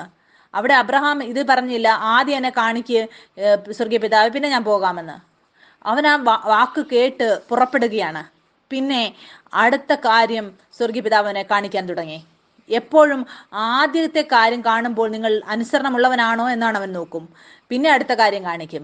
ഇവരുടെ ജീവിതത്തിലും അങ്ങനെയാണ് സംഭവിച്ചത്. ഒരുപാട് നാളായിട്ട് ജോലി തപ്പിക്കൊണ്ടിരുന്നു. ജോലി മാറാൻ വേണ്ടി ഞാൻ പറഞ്ഞിരുന്നു. ഒരു സമയം വന്നപ്പോൾ അവർക്കൊരു നല്ല ജോലി ലഭിക്കുവാനിടയായി. അവർ കണ്ടു ആ അവകാശം ഒരു പുത്രന്റെ രൂപത്തിൽ അവർക്ക് വേണ്ടി വെച്ചത് അവരവരുടെ ജീവിതത്തിൽ പ്രവർത്തിക്കുന്നത് കാണുവാനിടയായി. സ്വർഗീയ പിതാവിനെ, പരിശുദ്ധാത്മാവിനെ അവരുടെ ജീവിതത്തിൽ പ്രവർത്തിക്കാൻ അനുവദിച്ചപ്പോൾ പുത്രത്വത്തിന്റെ യാഥാർത്ഥ്യം ഒരു ബന്ധത്തെയാണ് സ്ഥാപിക്കുന്നത്. അവിടെ മതം നമ്മളെ പഠിപ്പിക്കുന്നത് ഏതെങ്കിലും രീതിയിൽ ആ സ്വർഗീയ പിതാവിന്റെ അടുത്തേക്ക് എത്താനാണ്. അവിടെ കർമ്മത്തിനനുസരിച്ചാണ് നമ്മുടെ ബന്ധം. യേശുക്രിസ്തുവിൽ നമ്മൾ വരുമ്പോൾ നമുക്ക് തോന്നും ഇതും അങ്ങനെയാണ് എന്ന്. പിന്നെ നമുക്ക് തോന്നും, എന്തുകൊണ്ടാണ് സ്വർഗീയ പിതാവെ ഞങ്ങളുടെ വാക്ക് കേൾക്കാത്തത്? പുത്രത്വത്തിന്റെ യാഥാർത്ഥ്യം പിതാവും പുത്രന്റെയും ബന്ധത്തിൽ അധിഷ്ഠിതമായിരിക്കുന്നു. ഒരു പുത്രനറിയാം അവന്റെ പിതാവ് അവനെ വളരെയധികം സ്നേഹിക്കുന്നുവെന്ന്. എന്തുകൊണ്ടെന്നാൽ ഞാനും നിങ്ങളും ആ ഫലം പ്രാപിക്കാൻ വേണ്ടി ഒരു ഫലമല്ല, ആ 100 ഇരട്ടിയായിട്ടുള്ള ഫലം. ഏത് പുത്രനാണ് അവരുടെ ജീവിതത്തിൽ ശിക്ഷ അനുഭവിക്കാത്തത്? അവർക്കൊരു ഫലം മാത്രമേ ഉത്ഭവിക്കാൻ സാധിക്കൂ. പക്ഷെ ഏത് പുത്രനാണോ അനുവദിക്കുന്നത് പിതാവിനെ അവരുടെ ജീവിതത്തിൽ പ്രവർത്തിക്കാൻ വേണ്ടി, അവർക്ക് സമൃദ്ധിയായ ഫലം ഉത്ഭവിപ്പിക്കാൻ സാധിക്കും. ഞാൻ വിശ്വസിക്കുന്ന പരിശുദ്ധാത്മാവെന്ന് നമ്മളെ എല്ലാവരും ഉത്സാഹിപ്പിക്കുന്നുവെന്ന്, പുതിയ കാര്യങ്ങൾ നമ്മൾക്ക് പഠിക്കാൻ ലഭിക്കുന്നുവെന്നും എൻ്റെ വിശ്വാസമാണ്. നിങ്ങളെല്ലാവരും ഇന്ന് വചനം ശ്രദ്ധയോടെ കേൾക്കുന്നുവെന്ന്, നിങ്ങൾ ഉണരുന്നു നിങ്ങളുടെ യഥാർത്ഥ തിരിച്ചറിവിൽ, ആത്മാവിൽ നിങ്ങൾ ആരാണെന്നുള്ളതിൽ. നമുക്ക് മുന്നോട്ട് വായിക്കാം. 12-ാം വാക്യത്തിൽ എഴുതിയിരിക്കുകയാണ്, ആകയാൽ തളർന്ന കൈയും കുഴഞ്ഞ മുഴങ്കാലം നിവർത്തുവീൻ, മുടന്തുള്ളത് ഉളുക്കിപ്പോകാതെ ഭേദമാകേണ്ടതിന് നിങ്ങളുടെ കാലിന് പാത നിരത്തുവീൻ. എന്താണ് ഇതിൻ്റെ അർത്ഥം? എല്ലാ കാര്യങ്ങളും നമ്മൾ നമ്മുടെ ജീവിതത്തിൽ അനുഭവിക്കുന്നത്, പരീക്ഷണങ്ങളാണെങ്കിലും ശിക്ഷയാണെങ്കിലും പഠിപ്പിക്കുന്നതാണെങ്കിലും, ഇത് എന്തുകൊണ്ടാണ്? നമ്മളൊരു പ്രശ്നത്തിലായതുകൊണ്ടാണ്. വചനം പറയുകയാണ്, നിങ്ങൾ പരിശുദ്ധാത്മാവിനെ അനുവദിക്കുകയാണ് എന്നെ പഠിപ്പിക്കണം എന്നുള്ളതിൽ. അപ്പോൾ എന്താണ് നമുക്ക് സംഭവിക്കുന്നത്? വചനത്തിൽ എഴുതിയിരിക്കുകയാണ്, തളർന്ന കൈയും കുഴഞ്ഞ മുഴങ്കാലും നിവർത്തുവിൻ. അതുകൊണ്ട് സ്വർഗീയ പിതാവ് എന്നോട് പറയുകയാണ്, ഞാൻ ആഗ്രഹിക്കുന്ന റൊമത്തോറൈറ്റിസ് രോഗം അത് സ്വർഗത്തിൽ ഇല്ലാത്ത പേരാണ്, പക്ഷെ അത് നിന്നിലുണ്ട്. ഞാൻ ആഗ്രഹിക്കുന്നു ഇതിനെ പുറത്ത് ആക്കുക മാത്രമല്ല, ഞാൻ ആഗ്രഹിക്കുന്നു നീ അറിയണം എൻ്റെ വിശുദ്ധിയുമായി കൂട്ടായ്മ ആചരിക്കുന്നത് എങ്ങനെയാണ് എന്ന്. അത് പിതാവിൻ്റെ സ്വഭാവമാണ്. വളർച്ചയും സമൃദ്ധിയും എല്ലാ മേഖലയിലും നമ്മുടെ ജീവിതത്തിൽ നമുക്ക് കാണാൻ സാധിക്കുന്നത്. ഇതെത്ര വളരെ അനുഗ്രഹത്തിൻ്റെ കാര്യമാണ്. എൻ്റെ ജീവിതത്തിൽ 10 വർഷം മുമ്പ് എനിക്കിത് വെളിപ്പാടിൻ്റെ രൂപത്തിൽ ലഭിച്ചു. ഇന്ന് ഒരു രോഗവും അതിനെക്കുറിച്ച് എനിക്ക് ചിന്തിക്കേണ്ട ആവശ്യമില്ല. എന്തുകൊണ്ടെന്നാൽ ആ സമയത്ത് പരിശുദ്ധാത്മാവിനെ എന്നെ പഠിപ്പിക്കാൻ അനുവദിച്ചു. അതുകൊണ്ട് ഇന്ന് ഞാൻ ആ സമാധാനത്തിൽ, ആ നിർഭയത്തിൽ, ആ ഫലത്തെ ഞാൻ അനുഭവിക്കുന്നു. ഇന്ന് ഞാൻ അവൻ്റെ സ്വർഗീയ ആരോഗ്യത്തിനുമായി കൂട്ടായ്മയിലായിരിക്കുന്നു. മുന്നോട്ട് നമുക്ക് വായിക്കാം. എല്ലാവരോടും സമാധാനം ആചരിച്ച് ശുദ്ധീകരണം പ്രാപിപ്പാൻ ഉത്സാഹിപ്പീൻ. ശുദ്ധീകരണം കൂടാതെ ആരും കർത്താവിനെ കാണുകയില്ല. ഞാനിപ്പോൾ നിങ്ങളെ പഠിപ്പിച്ചു എങ്ങനെയാണ് ശുദ്ധീകരണം. വിശുദ്ധി ശരീരവുമായിട്ട് അതിനൊരു ബന്ധവുമില്ല. സ്വർഗീയ പിതാവ് നമ്മുടെ പുറത്തെ രൂപത്തെയോ നമ്മുടെ ശരീരത്തെയോ അല്ല നോക്കുന്നത്. നിങ്ങൾ ശരീരത്തിലാണ് എങ്കിൽ നിങ്ങൾക്ക് സ്വർഗീയ പിതാവിനെ പ്രസാദിപ്പിക്കാൻ സാധിക്കുകയില്ല. നിങ്ങൾക്ക് സ്വർഗീയ പിതാവിനെ നിങ്ങളുടെ വിശ്വാസത്തിലൂടെ പ്രസാദിപ്പിക്കാൻ കഴിയൂ. വിശ്വാസം കൂടാതെ ആർക്കും ദൈവത്തെ പ്രസാദിപ്പിക്കാൻ കഴിയുകയില്ല. വിശ്വാസം എന്താണ്? സ്വർഗീയ പിതാവിന്റെ ശബ്ദത്തിൽ വിശ്വസിക്കുക. അവൻ പറയുന്നത് യേശുക്രിസ്തുവിൽ നമ്മൾ പിതാവിന്റെ നീതിയാണ് എന്ന്. മുന്നോട്ട് നമുക്ക് വായിക്കാം. ഇവിടെ 15-ാം വാക്യത്തിൽ എഴുതിയിരിക്കുകയാണ്, ആരും ദൈവകൃപ വിട്ട് പിന്മാറുകയും വല്ല കയ്പുള്ള വേരും മുളച്ച് കലക്കമുണ്ടാക്കി അനേകർ അതിനാൽ മലിനപ്പെടുകയും ആരും ദുർനടപ്പുകാരനോ ഒരു ഉണ്ണിന് ജ്യേഷ്ഠാവകാശം വിട്ടുകളഞ്ഞ ഏശാവിനെ പോലെ. മുന്നോട്ട് നമുക്ക് വായിക്കാം. ഇവിടെ 15-ാം വാക്യത്തിൽ എഴുതിയിരിക്കുകയാണ്, കരുതിക്കൊള്ളണമെന്ന്. ആരും ദൈവകൃപ വിട്ട് പിന്മാറുകയും കയ്പുള്ളവര്. ഇതാണ് വിശുദ്ധിയുടെ അർത്ഥം എന്ന് പറയുന്നത്. മുന്നോട്ട് എഴുതിയിരിക്കുകയാണ്, കയ്പുള്ള വേര് മുളച്ച് കലക്കമുണ്ടാക്കി അനേകർ അതിനാൽ മലിനപ്പെടുകയും. അതിന്റെ അർത്ഥം സ്വർഗീയ പിതാവ് ആഗ്രഹിക്കുന്നു അവൻ നമ്മളെ ശിക്ഷിക്കുകയും ശരിയാക്കണമെന്നും ചിലപ്പോൾ സ്വർഗീയ പിതാവിൽ നിന്ന് വരുന്ന ആ ശരിയാക്കൽ അത് നമുക്ക് ഇഷ്ടപ്പെടുന്നില്ലായിരിക്കും. നമുക്കത് കയ്പുള്ളതായി തോന്നുന്നു. വചനം എഴുതിയിരിക്കുകയാണ്, കയ്പുള്ള വേരും മുളച്ചു അനേകർ അതിനാൽ മലിനപ്പെടുകയും ആരും ദുർനടപ്പുകാരനോ. ഇതിനെ നമുക്ക് വീണ്ടും വായിക്കാം. ഇവിടെ ശ്രദ്ധയോടെ വായിക്കുക. ആരും ദൈവകൃപ വിട്ടു പെരുമാറുകയും വല്ല കയ്പുള്ള വേരും മുളച്ച് കലക്കമുണ്ടാക്കി അനേകർ അതിനാൽ മലിനപ്പെടുകയും ആരും ദുർനടപ്പുകാരനോ ഒരു ഊണിന് ജ്യേഷ്ഠാവകാശം വിറ്റുകളഞ്ഞ ഏശാവിനെ പോലെ അഭക്തനോ ആയിത്തീരുകയും ചെയ്യാതിരിപ്പാൻ കരുതിക്കൊള്ളുവിൻ. അവൻ പിന്നത്തേതിൽ അനുഗ്രഹം ലഭിപ്പാൻ ആഗ്രഹിച്ചു കണ്ണുനീരോടെ അപേക്ഷിച്ചിട്ടും തള്ളപ്പെട്ട് മാനസാന്തരത്തിനിട കണ്ടില്ല എന്ന് നിങ്ങൾ അറിയുന്നുവല്ലോ. നമ്മൾ പഴയ നിയമത്തിൽ ഇതിനെക്കുറിച്ച് വായിച്ചിട്ടുണ്ട്. എത്ര പേർക്കറിയാം ഏശാവിനെയും യാക്കോബിനെയും കുറിച്ച്? ഏശാവും യാക്കോബും ഇരട്ട സഹോദരന്മാരായിരുന്നു. ഏശാവ് യാക്കോബിനെ കഴിഞ്ഞും മൂത്തവനായിരുന്നു. യഹൂദ പാരമ്പര്യം അനുസരിച്ച് വീട്ടിലെ മൂത്ത മകനാണ് എല്ലാ അവകാശങ്ങളും ലഭിക്കുന്നത്. അതുകൊണ്ടാണ് യേശുക്രിസ്തുവിനും അനേകം സഹോദരന്മാർക്ക് ആദ്യജാതൻ എന്ന് പറഞ്ഞത്. എന്താണ് സംഭവിച്ചത്? ഏശാവിന് എല്ലാ അവകാശങ്ങളും അത് ലഭിക്കാൻ പോവുകയായിരുന്നു, അനുഗ്രഹങ്ങൾ. പക്ഷെ യാക്കോബിന് അത് ലഭിച്ചു. നമുക്കറിയാം, ഏശാവ് അവൻ ഒരു വേട്ടക്കാരനായിരുന്നു. അവന്റെ പിതാവിന്റെ ഏറ്റവും പ്രിയപ്പെട്ടവനായിരുന്നു. അവിടെ യാക്കോബ് അവന്റെ അമ്മയുടെ പ്രിയപ്പെട്ടവനായിരുന്നു. ഏശാവും യാക്കോബിന്റെയും പിതാവിന്റെ പേര് ഇസഹാക്ക് എന്നായിരുന്നു. അവരുടെ അമ്മയുടെ പേര് റിബേക്ക എന്നായിരുന്നു. ഒരു പ്രാവശ്യം എന്താണ് സംഭവിച്ചത്? ഏശാവ് വേട്ടയ്ക്കായി പോയിട്ട് തിരിച്ചു വരുമ്പോൾ അവൻ വളരെ വിശന്നാണ് വന്നത്. അവന് വളരെ വിശക്കുകയായിരുന്നു. എന്തുകൊണ്ടെന്നാൽ അവൻ അപ്പോൾ വേട്ട കഴിഞ്ഞ് വരുന്നതേ ഉള്ളൂ. അവൻ ചിലപ്പോൾ കണ്ടു കാണും യാക്കോബ് ഭക്ഷണം ഉണ്ടാക്കുന്നത്. ആ സമയത്ത് അവൻ വളരെ വിശന്നിരുന്നു. അപ്പോൾ അവന് ഭക്ഷണം ഒന്നുമില്ലായിരുന്നു. യാക്കോബ് ഭക്ഷണം ഉണ്ടാക്കുകയായിരുന്നു. ഏശാവ് യാക്കോബിനോട് പറഞ്ഞു, എനിക്ക് ഭക്ഷണം വേണമെന്ന് പറഞ്ഞു. യാക്കോബ് ഏശാവിനോട് പറഞ്ഞു, ശരി, ഞാൻ നിനക്ക് ഭക്ഷണം തരാം, പക്ഷെ അതിന് പകരമായിട്ട് നീ നിന്റെ ആദ്യജാതനായിട്ടുള്ള ആ അവകാശം എനിക്ക് തരണമെന്ന്. നിങ്ങൾക്കറിയാമോ, ഇസഹാക്ക് കൈവച്ച് യാക്കോബിന് കൊടുക്കുന്നതിന് അതിന് മുന്നമേ തന്നെ വാക്കിലൂടെ ഏശാവ് അത് യാക്കോബിന് കൊടുക്കുകയാണ്. യേശോ പറയുകയാണ്, ശരി, ഞാൻ എൻ്റെ ആദ്യജാതനായിട്ടുള്ള അവകാശം നിനക്ക് തരികയാണ്. അവൻ തീരുമാനമെടുത്തത് അവന്റെ വിശപ്പ് മൂലം പെട്ടെന്നെടുത്തൊരു തീരുമാനമായിരുന്നു. ഒരുപാട് സമയത്തിന് ശേഷം ഇസഹാക്കിന് പ്രായമായപ്പോൾ അവന്റെ കാഴ്ച മങ്ങി. നമുക്ക് ബൈബിളിൽ വായിക്കാൻ സാധിക്കും എങ്ങനെയാണ് റിബേക്ക യാക്കോബിനെ ഏശാവിന്റെ ഒരുപാട് രോമമുള്ള ഒരു വസ്ത്രം ധരിപ്പിച്ച് അവനെ അയക്കുന്നത്. എന്തുകൊണ്ടെന്നാൽ ഏശാവിന് ഒരുപാട് ശരീരത്തിൽ രോമം ഉണ്ടായിരുന്നു. ഇസഹാക്കിനെ കാണാൻ പോകുമ്പോൾ ആ ആദ്യജാതിൻ്റെതായിട്ടുള്ള അനുഗ്രഹങ്ങളെല്ലാം യാക്കോബിന് ലഭിക്കുകയാണ്. പിന്നെ ഏശാവ് വരികയാണ്, എന്നിട്ട് പറയുകയാണ്, എന്നെ അനുഗ്രഹിക്കണമെന്ന്. അപ്പോൾ ഇസഹാക്ക് പറയുകയാണ്, ഞാൻ അനുഗ്രഹിച്ചു കഴിഞ്ഞു എന്ന്. അവൻ പറയില്ല, എനിക്ക് തന്നില്ല എന്ന്. ഇതിനെക്കുറിച്ചാണ് ഇവിടെ വചനത്തിൽ ഇവിടെ എഴുതിയിരിക്കുന്നത്. ഏശാവ് കണ്ണുനീരോടുകൂടെ അപേക്ഷിച്ചിട്ടും തള്ളപ്പെട്ട് മാനസാന്തരത്തിന് ഇട കണ്ടില്ല. വചനത്തിൽ എഴുതിയിരിക്കുകയാണ്, യാക്കോബ് മുന്നമേ സ്വർഗീയ പിതാവിനാൽ തിരഞ്ഞെടുക്കപ്പെട്ട വ്യക്തിയായിരുന്നു. സ്വർഗീയ പിതാവ് അവനെ കാണുമ്പോൾ അവന്റെ പേര് മാറ്റുകയാണ്, അവനെ ഇസ്രയേൽ എന്നാക്കുകയാണ്. ദൈവവുമായിട്ട് യുദ്ധം ചെയ്തവൻ. ഇസ്രയേൽ എന്ന പേര് ഇന്നും ഏറ്റവും മുകളിലാണ്. നിങ്ങൾ ചിന്തിച്ചു നോക്കൂ, യാക്കോബിന്റെ ദൈവം, അബ്രഹാമിന്റെ ദൈവം, ഇസഹാക്കിന്റെ ദൈവം, യാക്കോബിന്റെ ജീവിതത്തിൽ നമ്മൾ വായിക്കുമ്പോൾ ബൈബിളിൽ നമുക്ക് കാണാൻ സാധിക്കും, യാക്കോബിന്റെ ജീവിതം അത് ഒരുപാട് പ്രശ്നങ്ങളിലൂടെ അവൻ കടന്നുപോയി. അവിടെ ഒരുപാട് കയറ്റവും ഇറക്കവും നമുക്ക് കാണാൻ സാധിക്കും. പക്ഷെ ആ എല്ലാ സാഹചര്യങ്ങളുടെ ഇടയിലും നമുക്ക് യാക്കോബിന്റെ ജീവിതം നോക്കുമ്പോൾ നമുക്ക് കാണാം അവൻ എങ്ങനെയാണ് ദൈവം അവന്റെ പേരിനെ യാക്കോബിൽ നിന്നും ഇസ്രയേലിലേക്ക് മാറ്റിയത് എന്ന്. നിങ്ങൾക്കറിയാമോ, എൻ്റെ ജീവിതത്തിൽ ഒരുപാട് പ്രശ്നങ്ങൾ വരുന്നത് ഞാൻ കണ്ടു. പക്ഷെ ആ എല്ലാ പ്രശ്നങ്ങളുടെ ഇടയിലും അതിൽ നിന്ന് ഞാൻ വിജയാളിയായി അതിൻ്റെ മുകളിൽ എന്നെ കാണുവാൻ എനിക്ക് സാധിച്ചു. എന്തുകൊണ്ടാൽ എനിക്കറിയാം, ഞാൻ പുത്രനാണ്. പരിശുദ്ധാത്മാവിനെ ഞാൻ എൻ്റെ ജീവിതത്തിൽ കൂട്ടായ്മയോട് കൂടെ പ്രവർത്തിക്കാൻ ഞാൻ അനുവദിച്ചു. ഞാൻ എന്നെ വിജയാളിയേക്കാൾ മുകളിലായി കാണുവാൻ ഇടയായി. എൻ്റെ ജീവിതത്തിൻ്റെ എല്ലാ മേഖലയിലും, അത് സാമ്പത്തികമായെങ്കിലും എൻ്റെ ബന്ധത്തിലാണെങ്കിലും ഞാൻ നിങ്ങൾക്ക് ഉറപ്പ് തരാൻ ആഗ്രഹിക്കുന്നു, എല്ലാ അവകാശങ്ങളും നിങ്ങൾക്ക് ലഭിക്കാൻ പോവുകയാണ്. എന്തുകൊണ്ടെന്നാൽ യേശുക്രിസ്തുവാണ് നിങ്ങളിൽ ഓരോ ദിവസവും ഉരുവായിക്കൊണ്ടിരിക്കുന്നത്. ഇതാണ് സത്യം. നമ്മളെ തന്നെ വിശുദ്ധരാകാൻ വേണ്ടി അല്ല നമ്മളെ വേർപെടുത്തുന്നത്, നമ്മൾ വിശുദ്ധരായതിനാലാണ്. നമുക്ക് അധികമായിട്ട് ഇതിനെക്കുറിച്ച് നമുക്ക് പഠിക്കാം. ഇന്ന് നമ്മൾ അവസാനത്തെ വചനം വായിച്ചിട്ട് ബാക്കി അടുത്ത ആഴ്ചയിൽ നമ്മൾ ഇത് വീണ്ടും ഇവിടുന്ന് തന്നെ തുടങ്ങാൻ നമുക്ക് മുന്നോട്ട് എഴുതിയിരിക്കുകയാണ്. 18 വാക്യത്തിൽ സ്ഥൂലമായതും തീ കത്തുന്നതുമായ പർവ്വതത്തിനും മേഘതമസ്, കൂരിരുട്ട്, കൊടുങ്കാറ്റ്, കാഹളനാദം, വാക്കുകളുടെ ശബ്ദം എന്നിവയ്ക്കും അടുക്കലല്ലോ നിങ്ങൾ വന്നിരിക്കുന്നത്. ആ ശബ്ദം കേട്ടവർ ഇനി ഈ ഒരു വചനം തങ്ങളോട് പറയരുതേ എന്ന് അപേക്ഷിച്ചു.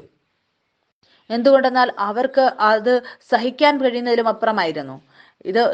അതിനെക്കുറിച്ചാണ് മോശയിലൂടെ 10 കൽപ്പന ലഭിച്ച കാര്യമാണ്. മുന്നോട്ട് എഴുതിയിരിക്കുകയാണ്, ഒരു മൃഗമെങ്കിലും പർവ്വതം തൊട്ടാൽ അതിനെ കല്ലെറിഞ്ഞ് കൊല്ലേണം എന്നുള്ള കൽപ്പന അവർക്ക് സഹിച്ചുകൂടാഞ്ഞു. ഞാൻ അത്യന്തം പേടിച്ചു വിറയ്ക്കുന്നു എന്ന് മോശയും പറയത്തക്കവണ്ണം ആ കാഴ്ച ഭയങ്കരമായിരുന്നു. നിങ്ങൾക്കറിയാമോ, തുടക്കം മുതൽ സ്വർഗീയ പിതാവ് ആഗ്രഹിച്ചു അവരുടെ പിതാവായിരിക്കണമെന്ന്. പക്ഷേ എപ്പോഴും നിങ്ങൾ എന്ത് ചെയ്യണം എന്നുള്ള കാര്യവുമായിട്ടാണ് അവർ വന്നത്. അവർ തന്നിൽ തന്നെ അഹങ്കരിച്ചത്. അപ്പോൾ സ്വർഗീയ പിതാവ് പറയുകയാണ്, ഇന്നാ ന്യായപ്രമാണം അനുസരിക്കൂ. പക്ഷെ നമ്മൾക്കത് ഒരിക്കലും ചെയ്യാൻ സാധിക്കില്ല. പഴയ നിയമത്തിലും അവർക്കെല്ലാം നന്മകളും ലഭിച്ചുകൊണ്ടിരുന്നത് ആ കളങ്കമില്ലാത്ത നിഷ്കളങ്കമായ കുഞ്ഞാടിന്റെ രക്തത്തിലൂടെയാണ്. ഇന്നും നമ്മൾക്കെല്ലാം ലഭിക്കുന്നത് ആ രക്തത്തിലൂടെയാണ്. നമുക്ക് വേണ്ടി എന്താണ് മുന്നോട്ട് എഴുതിയിരിക്കുന്നത്? പിന്നെയോ സിയോൻ പർവ്വതത്തിനും ജീവനുള്ള ദൈവത്തിന്റെ നഗരമായ സ്വർഗീയ യെരൂശലേമിനും അനേകായിരം ദൂതന്മാരുടെ സർവ്വസംഘത്തിനും സ്വർഗത്തിൽ പേരെഴുതിയിരിക്കുന്ന ആദ്യജാതന്മാരുടെ സഭയ്ക്കും. സഭയുടെ അർത്ഥം എന്താണ് നിങ്ങൾക്കറിയാമോ? സഭ എന്നുള്ള വാക്ക് യേശുക്രിസ്തുവിന്റെ ഉയർത്തെഴുന്നേറ്റതിന് ശേഷമാണ് ഇത് ഉപയോഗിച്ചിരിക്കുന്നത്. ഇവിടെ എഴുതിയിരിക്കുകയാണ് ആദ്യജാതന്മാരുടെ സഭ. സാധാരണ സഭ മോശയുടെ സഭയല്ല, ആദ്യജാതന്മാരുടെ സഭ. സഭയുടെ അർത്ഥം ഇതാണ്, പുനരുത്ഥാനത്തിൽ യേശു ക്രിസ്തു ആയിരിക്കുന്നത്. ഏതെങ്കിലും ഒരു സഭ പുത്രത്വത്തിന്റെ യാഥാർത്ഥ്യത്തിലല്ല എങ്കിൽ അതിനെ സഭയായിട്ട് സ്വർഗീയ പിതാവ് കാണുന്നില്ല. അവൻ ആ സഭയെ കാണുന്നത് ആദ്യജാതന്മാരുടെ സഭയായിട്ടാണ്. ഈ വാക്ക് ഗ്രീക്ക് ഭാഷയിലുണ്ട്, പ്രോത്തോകോസ് എന്നാണ് അതിന്റെ അർത്ഥം. അതിന്റെ അർത്ഥം എന്ന് പറയുന്നത് മഹത്വത്തിൽ യേശു ക്രിസ്തു എന്നാണ്. യേശു ക്രൂശിൽ പോയപ്പോൾ അവൻ മരണം സഹിച്ചു. 3-ാം ദിവസം അവൻ ഉയർത്തെഴുന്നേറ്റു. പുനരുത്ഥാനവും മഹത്വത്തിലും അവൻ ഒന്നാകുവാനിടയായി. ഇന്നത്തെ സഭയുടെ അടിസ്ഥാനം എന്ന് പറയുന്നത് അതെന്തിലായിരിക്കണം? ഉയർത്തെഴുന്നേറ്റ് യേശു ക്രിസ്തുവിലായിരിക്കണം. ഇന്ന് ഞാൻ ഉയർത്തെഴുന്നേറ്റ് യേശു ക്രിസ്തുവിനെ പ്രസംഗിക്കുകയാണ് എങ്കിൽ, എന്തുകൊണ്ടെന്നാൽ യേശു ക്രിസ്തു ഉയർത്തെഴുന്നേറ്റതിന് ശേഷമാണ് നമ്മൾ ഇന്നായിരിക്കുന്ന സ്ഥലത്ത് ഇവിടെ നമ്മളായിരിക്കുന്നത്. നമ്മുടെ അടിസ്ഥാനം ആ പുത്രനിലായിരിക്കണം.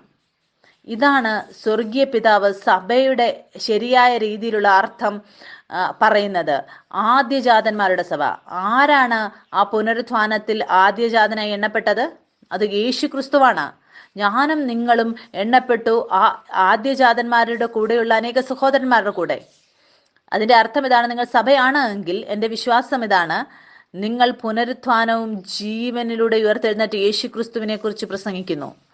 എന്തുകൊണ്ടെന്നാൽ ആ സഭ ആ ആദ്യജാതന്മാരുടെയാണ്. യേശു ക്രിസ്തുവിൽ വിശ്വസിച്ച ആ വിശ്വാസത്തിലൂടെ അവരുടെ ആത്മാവിൽ വീണ്ടും ജനനം സംഭവിക്കുവാനിടയായി.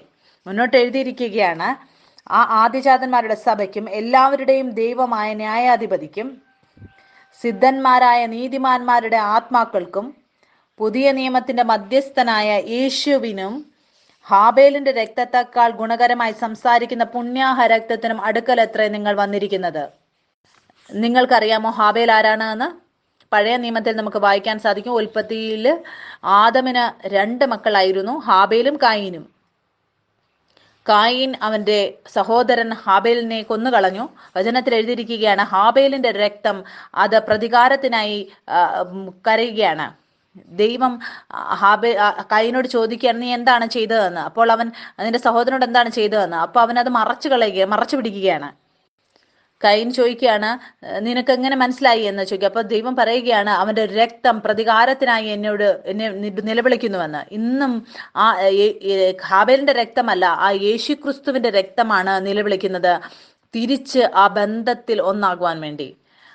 ആ രക്ഷ, ആ ക്ഷമ, ആ വിശുദ്ധി നമുക്ക് ആ രക്തത്തിലൂടെയാണ് ലഭിക്കുന്നത്.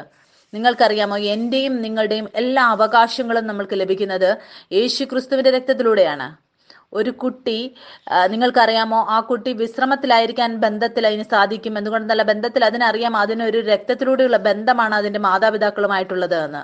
അവസാനം എല്ലാ അവകാശങ്ങളും അവൻ്റെതായിട്ടുള്ളത് അതിന് ലഭിക്കും. എന്തുകൊണ്ടെന്നാൽ അവരുടെ രക്തത്തിലൂടെ ആ കുഞ്ഞ് ജനിച്ചത് കൊണ്ട്. എന്തുകൊണ്ടെന്നാൽ നിങ്ങൾ സ്വർഗീയ പിതാവിൻ്റെതാണ്. അപ്പോൾ എല്ലാ വിത്തുകളും എല്ലാ അനുഭവങ്ങളും ഈ ലോകത്തിൻ്റെതായിട്ട് നിങ്ങളുടെ ജീവിതത്തിലുള്ളത്, ആ എല്ലാ വിത്തുകളിൽ നിന്നും നിങ്ങളെ അവൻ മാറ്റും, നിങ്ങളെ ഓർമ്മപ്പെടുത്തും. നിങ്ങൾ ഈ ലോകത്തിലാണ്, പക്ഷെ നിങ്ങൾ ഈ ലോകത്തിനുള്ളവരല്ല. ഒരു ഫലം മാത്രമല്ല നിങ്ങളുടെ ജീവിതത്തിൽ അവൻ ഉത്ഭവിപ്പിക്കാൻ ആഗ്രഹിക്കുന്നത്, 100 ഇരട്ടി ഫലം ഉണ്ടാക്കണമെന്നാണ് പിതാവ് ആഗ്രഹിക്കുന്നത്. മുന്നോട്ട് നമുക്ക് വായിക്കാം, എന്താണ് എഴുതിയിരിക്കുന്നത്. അരുളി ചെയ്യുന്നവനെ നിരസിക്കാതിരിപ്പാൻ നോക്കുവിൻ. ഭൂമിയിൽ അരുളി ചെയ്തവനെ നിരസിച്ചവർ തെറ്റി ഒഴിയാതിരുന്നു എങ്കിൽ സ്വർഗത്തിൽ നിന്ന് അരുളി ചെയ്യുന്നവനെ നാം വിട്ടുമാറിയാൽ എത്രയധികം. അവന്റെ ശബ്ദം അന്ന് ഭൂമിയെ ഇളക്കി. ഇപ്പോഴോ, ഞാൻ ഇനി ഒരിക്കൽ ഭൂമിയെ മാത്രമല്ല ആകാശത്തെയും ഇളക്കും എന്ന് അവൻ വാഗ്ദത്തം ചെയ്തു. ഇനി ഒരിക്കൽ എന്നത് ഇളക്കമില്ലാത്തത് നിലനിൽക്കേണ്ടതിന് നിർമ്മിതമായ ഇളക്കമുള്ളതിന് മാറ്റം വരുമെന്ന് സൂചിപ്പിക്കുന്നു. നിങ്ങൾക്കറിയാമോ, സ്വർഗീയ പിതാവിൽ നിന്ന് പരീക്ഷണങ്ങൾ വരുമ്പോൾ എന്തുകൊണ്ടെന്നാൽ ആ എല്ലാം ഇളകി പോകണമെന്നാണ് ആഗ്രഹിക്കുന്നത്, സ്വർഗീയ പിതാവിൽ നിന്നല്ലാത്തത്. ഇതിനെക്കുറിച്ച് നമുക്ക് അടുത്ത പ്രാവശ്യം ആഴത്തിൽ നമുക്ക് പഠിക്കാം. മുന്നോട്ട് നമുക്ക് വായിക്കാം. ആകയാൽ ഇളകാത്ത രാജ്യം പ്രാപിക്കുന്നത് കൊണ്ട് നാം നന്ദിയുള്ളവരായി ദൈവത്തിന് പ്രസാദം വരുമാറ് ഭക്തിയോടും ഭയത്തോടും സേവ ചെയ്യുക. നമ്മുടെ ദൈവം ദഹിപ്പിക്കുന്ന അഗ്നിയല്ലോ. നമ്മൾ അധികമായി വിശുദ്ധിയെക്കുറിച്ച് അടുത്ത ആഴ്ച പഠിക്കും. എത്രയധികം നമ്മൾ നമ്മളെ തന്നെ വേർപെടുത്തുന്നോ ഈ ലോകത്ത് നിന്ന്, അപ്പോൾ എല്ലാ കാര്യങ്ങളും നമ്മൾ എന്തിൻ്റെയൊക്കെ പുറകെ ഓടിക്കൊണ്ടിരുന്നു അതെല്ലാം നമ്മുടെ പുറകെ വരുന്നത് നമുക്ക് കാണാൻ സാധിക്കും. നമ്മൾ നമ്മളെ തന്നെ വിശുദ്ധീകരിക്കുന്നത്, വേർപെടുത്തുന്നതും വചനത്തിലൂടെ, സത്യമായ വചനത്തിലൂടെയാണ്. ഞാൻ വിശ്വസിക്കുന്നു ഇന്ന് വചനം കേട്ടവർ എല്ലാവരും അവർക്കും അത് നിങ്ങൾക്ക് ആ അറിവ് വന്നിട്ടുണ്ട്. ആ ബുദ്ധിയുടെയും അറിവിൻ്റെയും ആത്മാവ് അധികമായി നിങ്ങളെ ഈ സത്യത്തിൻ്റെ കാര്യത്തിൽ നിങ്ങളെ വളർത്തും, നിങ്ങളെ അധികമായി പഠിപ്പിക്കും. നിങ്ങൾ എപ്പോഴും ഓർമ്മിക്കുക, നിങ്ങൾ നിങ്ങളെ തന്നെ വേർപെടുത്തുന്നത് വിശുദ്ധരാകാൻ വേണ്ടിയല്ല, അസാധാരണമാകാനല്ല. എന്തുകൊണ്ടെന്നാൽ നിങ്ങൾ വിശുദ്ധരായതുകൊണ്ടാണ്. നിങ്ങൾ ഈ ലോകത്തിൻ്റെതല്ല, നിങ്ങൾ സ്വർഗത്തിൽ നിന്നുള്ളവരാണ്, സ്വർഗീയ ജാതിയാണ്. നമ്മളെല്ലാ ചെറിയ ചെറിയ കാര്യങ്ങളിലും ആ തിരിച്ചറിവിനെ പിടിച്ചുകൊണ്ട് നടക്കണം. യേശുക്രിസ്തു ആ കിണറിന്റെ അടുത്ത് ശമരിയ സ്ത്രീയെ കണ്ടപ്പോൾ ശമരിയ സ്ത്രീയുടെ ജീവിതം അതല്ല യേശുവിനെ ശമരിയ സ്ത്രീയുടെ ജീവിതം അത് യേശുവിനെ സ്വാധീനിച്ചില്ല, പക്ഷെ യേശുവിന്റെ വിശുദ്ധിയായിരുന്നു ആ ശമരിയ സ്ത്രീയെയും മാറ്റിയത്. അതുകൊണ്ട് എല്ലാ പുത്രന്മാരും പുതിയതായ രാജ്യത്ത് വരുന്നവരെ ഞാൻ ഉത്സാഹിപ്പിക്കാൻ ആഗ്രഹിക്കുന്നു. നിങ്ങളുടെ അടിസ്ഥാനം, നിങ്ങൾ വേര് അത് യേശു ക്രിസ്തുവിൽ അധികമായി നിലനിർത്തുക. നമ്മൾ ഈ തിരിച്ചറിവിൽ നിൽക്കുമ്പോൾ, ചലിക്കുമ്പോൾ വിശുദ്ധിയുടെ ഇതിൽ, അപ്പോൾ നമുക്ക് മറ്റുള്ളവരെയും വിശുദ്ധരാക്കുവാൻ സാധിക്കും. അതുകൊണ്ട് ഞാൻ നിങ്ങളെ എല്ലാവരും ഉത്സാഹിപ്പിക്കാൻ ആഗ്രഹിക്കുന്നു. ഞാനും നിങ്ങളും എല്ലാവരും ആ ബുദ്ധിമാനായ പുത്രനെ പോലെ നമ്മൾ സഞ്ചരിക്കണം. അനുവദിക്കുക പരിശുദ്ധാത്മാവിന് നമ്മളെ ശരിയാക്കാൻ. ചില മേഖലകളിൽ അവൻ നിങ്ങളെ പഠിപ്പിക്കാൻ ആഗ്രഹിക്കുന്നിടത്ത് അടുത്ത ആഴ്ചയിൽ നമ്മൾ അധികമായി ഈ വിഷയത്തെക്കുറിച്ച് നമ്മൾ പഠിക്കും. ഞാനും നിങ്ങളും ഇപ്പോൾ സാധാരണരല്ല, അവൻ നമ്മളെ വിശുദ്ധരെന്നാണ് വിളിക്കുന്നത്. നമ്മൾ നമ്മളെ തന്നെ ഈ ലോകത്തു നിന്ന് വേർപെടുത്തി സഞ്ചരിക്കുന്നു. എന്തുകൊണ്ടെന്നാൽ നമ്മൾ വിശുദ്ധരായതുകൊണ്ട്. വരെ നമുക്ക് പ്രാർത്ഥിക്കാം, നമുക്ക് ആത്മീയാഗം അർപ്പിക്കാം. എന്നോട് കൂടെ നിങ്ങൾ ഏറ്റുപറയുക. പിതാവേ, ഞാൻ അങ്ങയുടെ പുത്രനാണ്. യേശുവേ, അങ്ങന്റെ മഹാപുരോഹിതനാണ്. ഈ സമയത്ത് ഇന്ന് എനിക്ക് ലഭിച്ച ആത്മീയ ഉന്നതിയുടെ 10 അംശം അങ്ങേക്ക് അർപ്പിക്കാൻ ആഗ്രഹിക്കുന്നു. നിങ്ങൾ നന്ദി അർപ്പിക്കാൻ തുടങ്ങുക. Just say, I am resurrection and I am life, and this resurrection life is giving life to this mortal body. Yes, I just rest. Yeah, amen. Amen. Join us for snacks.